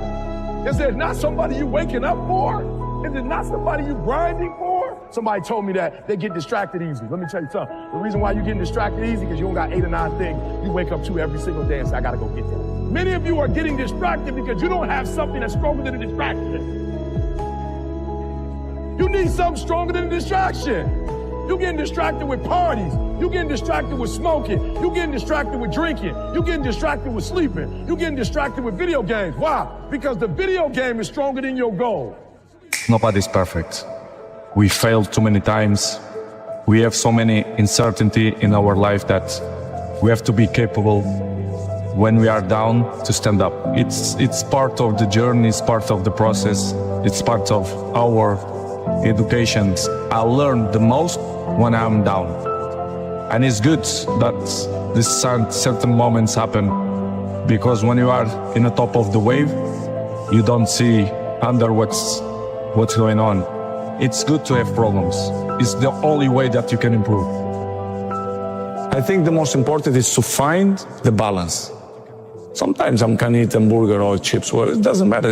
It's important too for your mind too. Sometimes I sleep 2 o'clock in the morning because last night I was in UFC here in Saudi and the main event, it's 2 o'clock. Yes, it's quality of life too. Yeah. But the most important thing, it's the consistency. If you have consistency, you're gonna be good in the future, or you're gonna be better than other ones in the future. This is my opinion. What's your secret? Because you're showing no signs of slowing down, Christopher. No secrets, don't exist secrets. The secret is dedication and hard work. to be able to work 100% all the time. This is, if exists words, this is my secret. My motivation, it's myself, I keep fighting against myself. When I wake up in the morning, I'm motivating to go to the training. The things change very quickly. Someday you are very motivated, and the next day maybe you can change everything and say, well, I don't want to carry on. You have to maintain the level. I'm not gonna go to the gym 1 hour and push-ups and do it. No, smart work, a little, but the difference between to do it something and nothing, it's huge. So this is what I try to do every day a little bit. Gonna make a huge difference in the end of the day. If you weren't busy being the best player in the world, what profession would you take up instead of football? Actor. Actor? Or maybe model. I don't know. Well, I will you try. already do that, don't you? I don't know. Yeah, I already do it. But I don't know, maybe actor. I think. I don't know if I have the talent for that. But I'm always say, when you work and you dedicate a lot, you can achieve everything. Do you ever wake up and you say, I don't want to do it today? I fight against that. It's the big challenge. It's when you're not willing to do something, but you have to do it. This is the main point. This is why I say our mind, it's a box of surprises, and you have to challenge yourself to be consistent. I repeat, sometimes it's hard. It's what many people say, you like to go to the gym every day? Of course no. It's not true. Nobody likes to go to the gym every day. But you have to do it. Past is past, it's never come again. The present, it's the best gift that we have in our life. The present. Because you don't know that what's going to happen tomorrow. You don't know. Yes. I don't know, you don't know. So live the present. It doesn't matter for me if you win or if you lost. I will stand up the next day and I will continue. I miss, but I'm not gonna shy away. I'm gonna be here. Even if I miss, I will shoot. You understand? I'm always will be like that. I'm never gonna shy away. Never. And you know me, since young, I'm not shy away. Some people, they don't want to shoot penalty because they don't feel confident. It's okay. I respect that. But Cristiano never will do that. Never. Even if I miss one time, I will shoot the second time. If I lose the second time, I will shoot the third time. I'm not afraid. One important thing, I don't speak after 10, 11 o'clock, I don't speak on the phone. I don't like to speak in the night because it activates my brain. So after 10 o'clock, don't call me. Even, if it's urgent or with some friends, I pick it up. But if it's not, I don't like to pick up the phone in the night. What is your key bit of advice to the next generation in terms of making it to the top and staying there? Believe. I think you should believe in everything. And of course, the rest, it's the dedication, the hard work. Listen to people who know more than you, who they have more experience than you, and believe in your talents. I think it's the main point. Listen, Cristiano, let's go. Life continue. Past is past, it's never come again. The present, it's the best gift that we have in our life. The present, because you don't know what's going to happen tomorrow. You don't know. Yes. I don't know, you don't know. So live the present. Go back to the gym, work, because you have more to show. You understand? Life continue. You cannot live in the past, because pain, you're going to have all the time, uncertainty and constant work. Constant work, constant work. Doesn't matter what's going to happen in your life, you have to continue. This is the way I see the life. Some people, they don't want to shoot penalty because they don't feel confident. It's okay. I respect that. But Cristiano never will do that. Never. Even if I miss one time, I will shoot the second time. If I lose the second time, I will shoot the third time. I'm not afraid. I think he will be bigger than me. Let's see if he has the same anger. I can see my kid, they have 12 years old. The mentality, they are not the same. What's the difference? The anger. The anger is the most difficult. They have the things more easily. Everything it's easily. They don't suffer. The youngers now, they are not the same of my generation. The new technologies, they avoid, they distract them for another things. They listen, but they are not the same. Go back to the gym, work, because you have more to show. You understand? Life continue. You cannot live in the past. I'm really good on that, you understand? I learned by the years that, listen, Cristiano, let's go. Because pain, you're gonna have all the time, uncertainty and constant work. Constant work, constant work. Doesn't matter what's happening, it's gonna happen in your life, you have to continue. This is the way I see the life, and football especially. You've got Cristiano Ronaldo who come to the club as a good player, talented player, but you think he is what he is today. He ain't. He's worked. He didn't have a great shot when he come. He had a powerful shot, but it went everywhere. He used to go out after, he was embarrassed, pick up a bag of balls, and he used to walk around like this to the other pitch, right over the other side. Where's Ronnie going? Oh, he's going shooting, does shooting, or he does step overs. He used to put these mad things on his feet, these weights, and do mad step overs. I used to think, are you mad? What are you doing? Ain't enough. Hard work or talent? Talent. If you don't have talent, forget it. But of course, if you have talent and if you work hard, dedicate yourself, you will be much better. But of course, the talent is the main word. If you don't have talent, you can work whatever you want. You're never gonna be a great player. But I have to mention talent. When I was a kid, with 11, 12 years old, we didn't have money. Look, my family, 3 in 3 months was hard. So very hard period without the family. Later night, like 10:30, 11, we are a little bit hungry. So we had a McDonald's next to the stadium where we live, and we always go to the back door and we knock the door. Hey, any burgers left? And Edna and 2 more girls, which they are unbelievable. I never find the girls again. I speak with some people in Portugal to try to find where is the girls, because I don't find. And I hope if this interview will help to find that girls, I will be so happy, because, you know, that period was a period that I was appreciate so much. Sometimes you don't want to go to the gym. Of course, no. But I go because I have a compromise with myself. But I'm not go happy every day. You think I'm wake up off the bed every day happy, or with my wife or with my kids? Sometimes I'm not. To mention again, the most important thing is to have a routine. Consistency, not obsession. Good. Don't be like Cristiano, because Cristiano is crazy. Okay, but 20%, 25%, it's too much. Everyone wants to be Cristiano, but I give you the map. You think you will do it that? It's difficult. It's the discipline. The discipline is the most difficult thing, not only in the sports, but in the life. If you see my career the last 6-7 years, I'm always a kind of similar level. Why? As I said before, it's a long process. It's a dedication, it's hard work, and for the future, I'm gonna push myself until my body gives me good answer.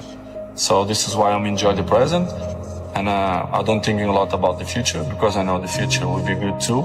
But I just enjoy the moments. I feel good, my body's good. It's maybe the best moments of my career so far, and I want to continue. If you want to be a football player, or if you want to be engineer, or whatever you want to be, dedicate yourself, you know, work hard. The most important thing, it's the consistency. If you start today, you're gonna have benefits in the future. The most important thing, it's the consistency. If you have consistency, you're gonna be good in the future, or you're gonna be better than other ones in the future. If you are not consistent more than other ones, if you don't add something more than other ones, you're never gonna be number 1 like me. If you want to achieve successful, it's the only way. If you start today, you're gonna have benefits in the future. Maybe in the beginning you feel hard to start, but after, when you finish the gym or cold plunge or even the training, you will feel better. I'm not waste time for the people who don't like me. I think it's waste of time. If you do it good or if you do bad, they're always gonna find some criticize. Even in the national team, the last 3 months, as I told you before, the criticism was so bad. Excuses. I say as excuses, you listen from one side and they go away from another side. So everyone wants to be Cristiano, but I give you the map. You think you will do it that? And it's hard, you know. It's not easy. It's gonna be tough, extremely difficult, but everything is possible. What is important is what you want to achieve. Yeah. What you want? You want to live a good life? Yes. I like to drink. I like to eat burger. Okay. You're gonna pay the bill in the future. Everything is hard. Yeah. The both ways is hard, right? Yeah. People, they will find out better soon than late, to try to make the life more interesting. The best players always follow the best players. They want to be in the top of the game because the other ones, they are there. You cannot rest or sleep because the other one can pass you. The level that I am is like in other sports, Formula 1 or NBA. The best players always follow the best players. They want to be in the top of the game because the other ones, they are there. You cannot rest or sleep because the other one can pass you. Of course, we fight with everyone. With Neymar, with Messi, with Lewandowski, with Higuain, with the top of the best players in the world. So, this is not fighting, but it's hard, it's healthy. Comparisons is healthy, and we fight, to be the best. This is why it's my main point, it's my motivation, it's to be better than them, year after year. Family, love football. Well, I remember I always playing in the street. One day my father coming and he said to me, "Why you don't coming for the club when I work?" I say, "Yes, why not?" And I start to play, to have the same routine. And I go to every day to training, and I like it to be part of, a team. And I training every day, and my father was there to help me. Well, in the beginning, I feel that I was different than the other kids. Yeah? Yes, I feel. But I didn't even thinking that one day I will be professional and playing, for example, in Manchester United or Real Madrid or even in Sporting. I just play, to enjoy, but I never thinking that, hey, I have talent and I'm gonna be professional. In the beginning, I didn't feel that. It's very important for me. I'm always a competitive player. Not just in the games, I'm in the training, I'm like that. In the home, with my sisters, with my mom, with my nephews, I'm always try to competitive hard and try to win. I'm like that, I never change. Because I like this, I like what I do, I like my life, I'm a happy person.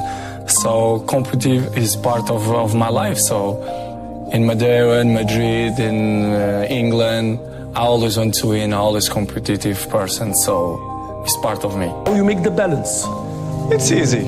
When you work with the best team in the world, because I think my team, the guys who work... You have the best team in the world. In my opinion, yes. They work hard like me, outside the football. Of course, business is something that I like it, and in the future, I can see myself in that position. But now, as you know, I have to focus more in the football because it's my job.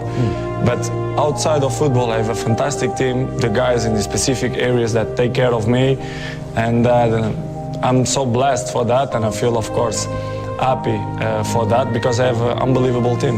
Do you look to the spreadsheets yourselves? do you go to ask the managers how business is going, or you are concerned? Of course, I like to know. Yeah, you do.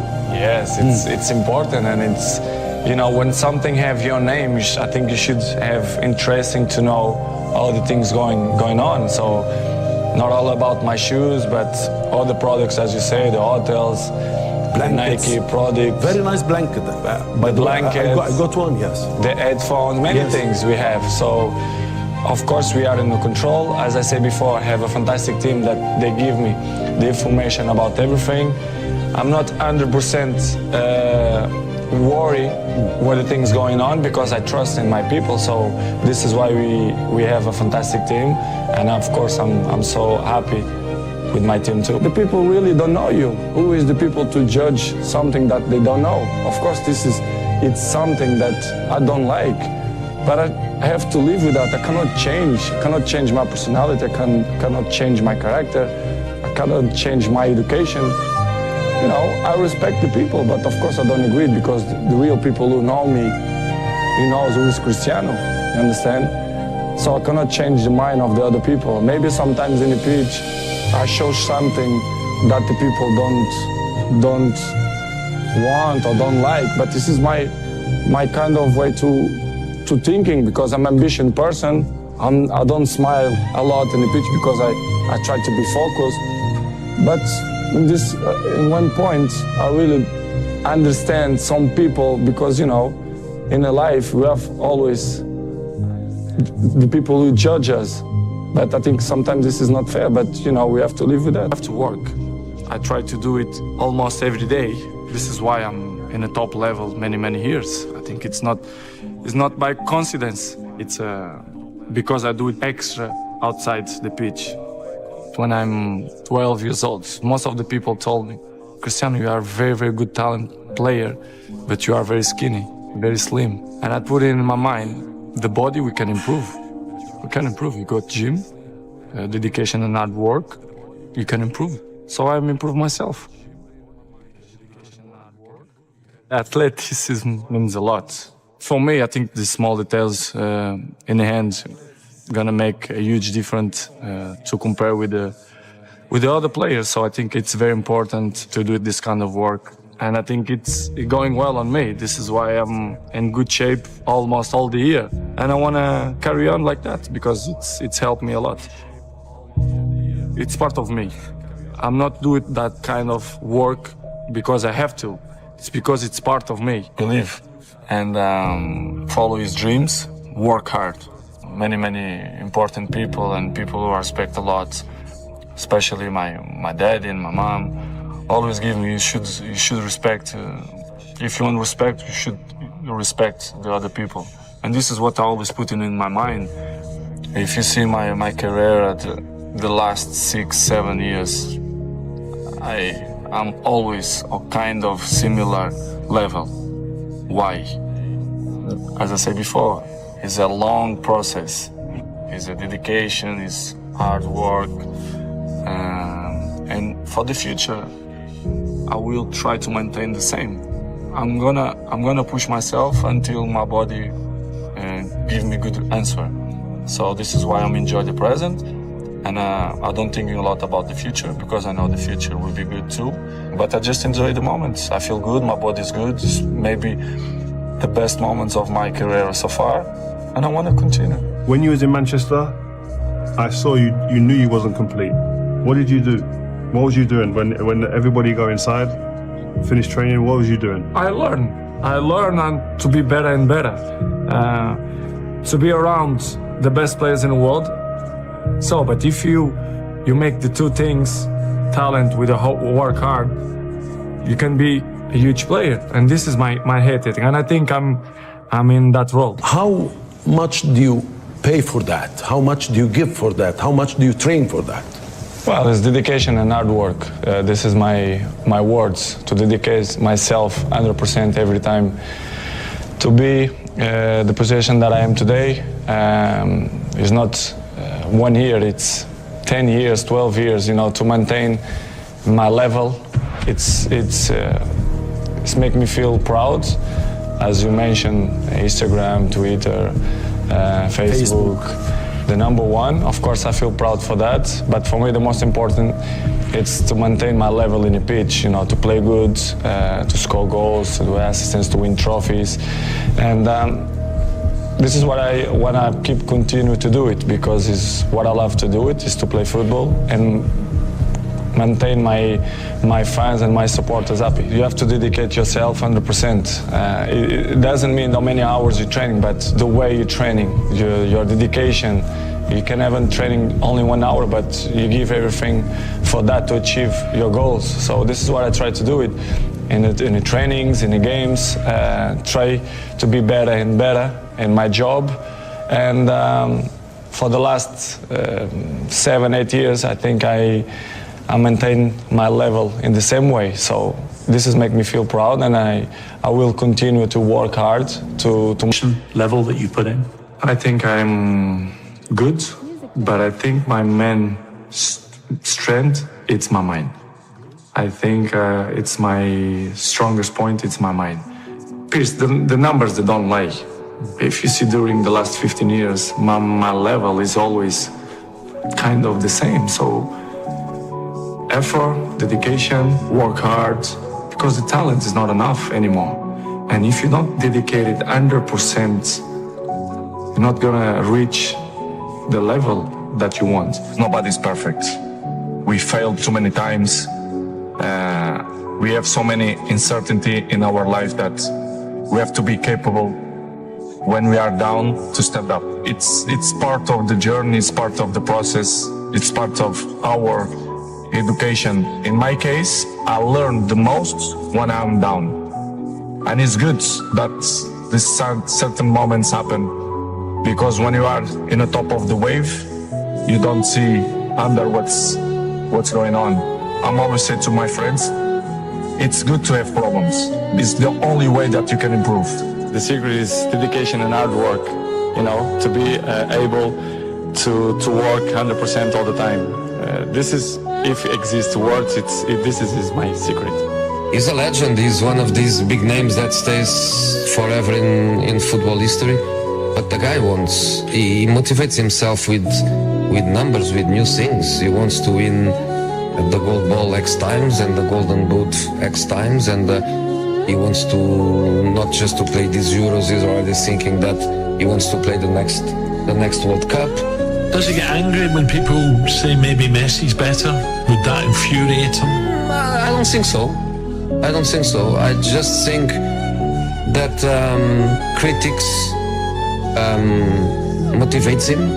I think he feels if people criticize me, it's because I am who I am, and I did what I did, and I still try to do, and he gets that as an extra motivation. I think as an opponent, you should be quiet and don't say a wrong word about him, because that would be always a motivation for him.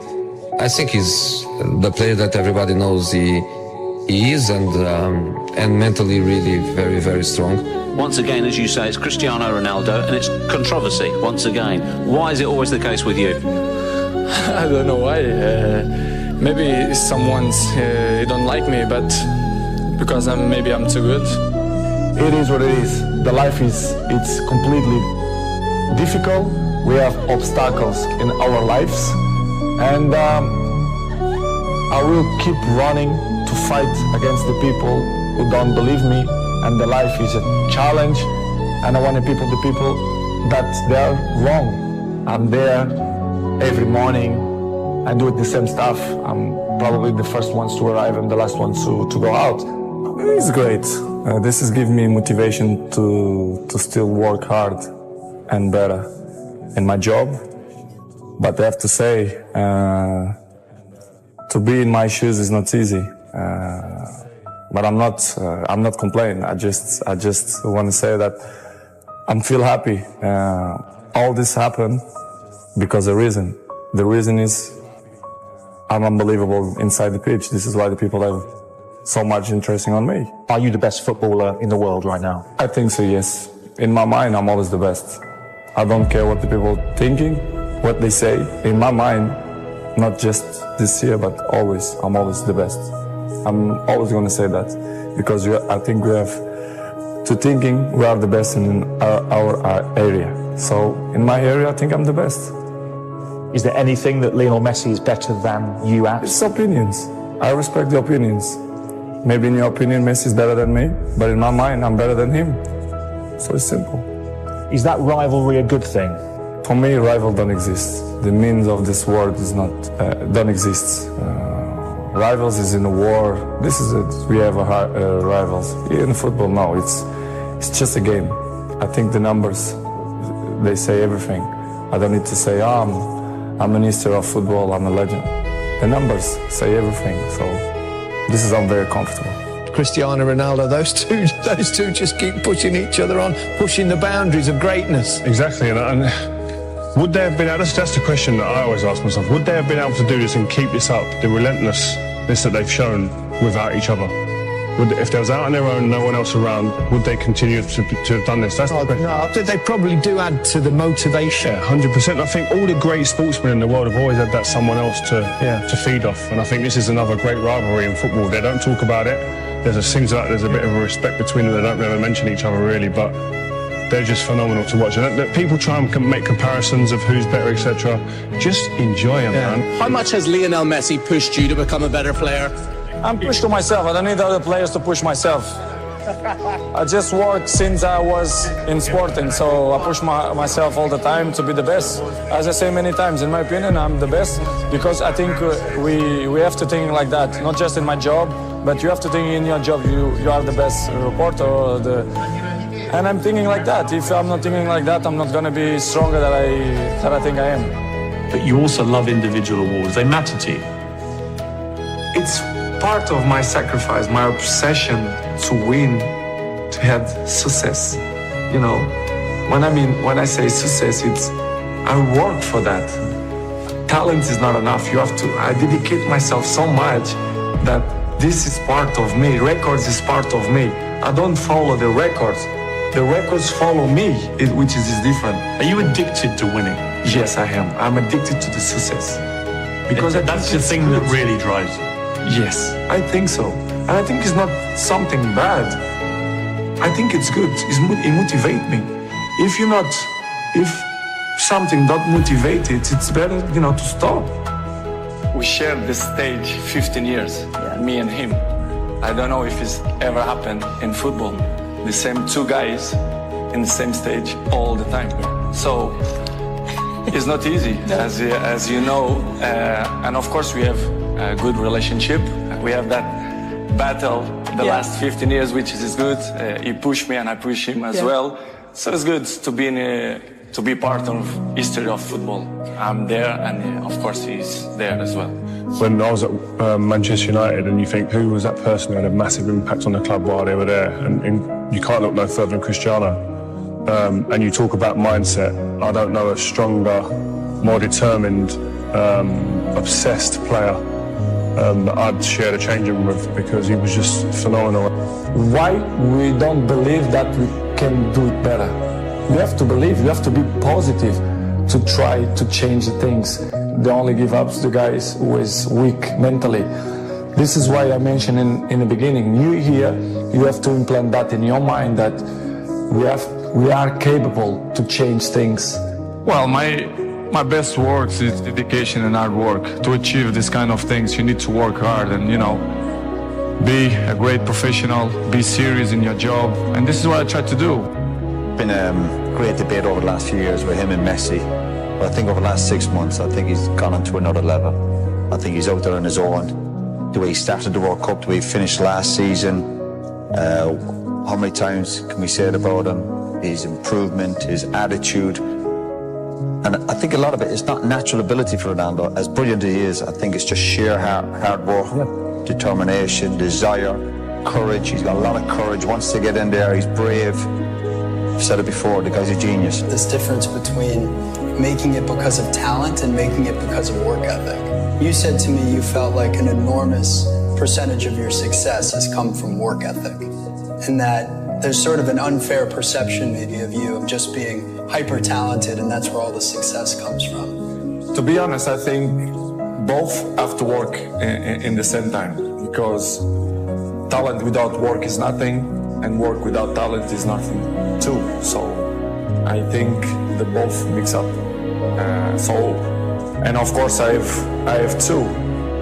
I'm not will say that I have more one than the other one, because if you see my whole career for the last 20 years, my level was high, and this is, as you can know, it's really tough. Not only in a football, but in any area. If you are top for 20 years, is unbelievable. My biggest motivation is to carry on, to still enjoy, to make people happy, to make my family happy. So for me, I have both talent and work ethic. But the fact is that he has shown that it's not just ability, it is hard work, and he seems to be getting the fruits of all the hard work that he's put in down the years. He looks like somebody who will not put anything that's not going to benefit him inside his body. For example, you arrive home, you had a lunch, you do it a quick nap, and you wake up, you play with your kids, and I have to go to the gym at least 30, 40 minutes, but this will make the difference in the end of the day, you understand? If you not do that work, you miss one. The next day, it's 2 sessions that you lost. And I know in the end of the day, in the hand, they're gonna make a huge difference. This is why I'm 34 and I look 28. Every year is a challenge for me to be better than last year. So I know it's tough. Last year was amazing. 2 years ago was amazing too. So my job is to continue to work hard and dedicate myself 100% in my job and win trophies, collective and individual too. He said, let's go, and having a lunch after training. Go to his house, he was few people on the table. I look at it, it was just some salad, plain white chicken, no juice, just water. So we have a food, quickly a lunch, and after that, he said, let's go in the garden and play 2-touch. I said, Cristiano, we just finished. So we go playing 2-touch, after that, let's go for a swim. After that, let's have a sauna, jacuzzi. I was like, Cristiano, why we didn't stay at the training ground? So that's why I say Cristiano deserves everything he got right now. So I'm really happy for him, and he deserves. He deserves because he works so hard and he's a machine. Rio beat him in front of everyone, so we screamed, and Cristiano was so angry. He sent his cousin by a tennis table. After 2 weeks, he back and he beat Rio in front of all of us.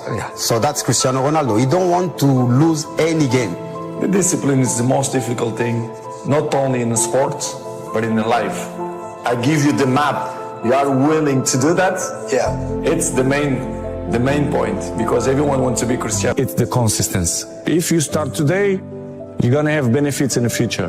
The most important thing is the consistency. If you have consistency, you're gonna be good in the future, or you're gonna be better than other ones in the future. If you are not consistent more than other ones, if you don't add something more than other ones, you're never gonna be number one like me. If you want to achieve successful, it's the only way. Go back to the gym, work, because you have more to show. You understand? Life continue. You cannot live in the past. I'm really good on that, you understand? I learned by the years that, listen, Cristiano, let's go. Because pain, you're gonna have all the time, uncertainty and constant work. Constant work, constant work. Doesn't matter what's happening. It's gonna happen in your life. You have to continue. This is the way I see the life, and football special. The level that I am is like in other sports, Formula 1, NBA. The best players always follow the best players. They want to be in the top of the game because the other ones, they are there. You cannot rest or sleep because the other one can pass you. Of course, we fight with everyone. With Neymar, with Messi, with Lewandowski, with Higuain, with the top of the best players in the world. So, I mean, this is not fighting, but it's hard, it's healthy. Comparisons is healthy, and we fight, to be the best. This is why it's my main point, it's my motivation, it's to be better than them, year after year. Listen, Cristiano, let's go. Life continue. Past is past, it's never come again. The present, it's the best gift that we have in our life. The present, because you don't know what's gonna happen tomorrow. You don't know. Yeah, I don't know, you don't know. So live the present. Go back to the gym, work, because you have more to show. You understand? Life continue. You cannot live in the past, because pain, you're gonna have all the time, uncertainty and constant work. Constant work, constant work. Doesn't matter what's happening. It's gonna happen in your life. You have to continue. This is the way I see the life. Do you ever wake up and you say, I don't want to do it today? I fight against that. It's the big challenge. It's when you're not willing to do something, but you have to do it. This is the main point. This is why I say our mind, it's a box of surprises, and you have to challenge yourself to be consistent. I repeat, sometimes it's hard. It's what many people say, you like to go to the gym every day. Of course, no. It's not true. Nobody likes to go to the gym every day. But you have to do it. Some people, they don't want to shoot penalty because they don't feel confident. It's okay. I respect that. But Cristiano never will do that. Never. Even if I miss one time, I will shoot the second time. If I lose the second time, I will shoot the third time. I'm not afraid. Most important thing is not what you do. Work or talent? Talent.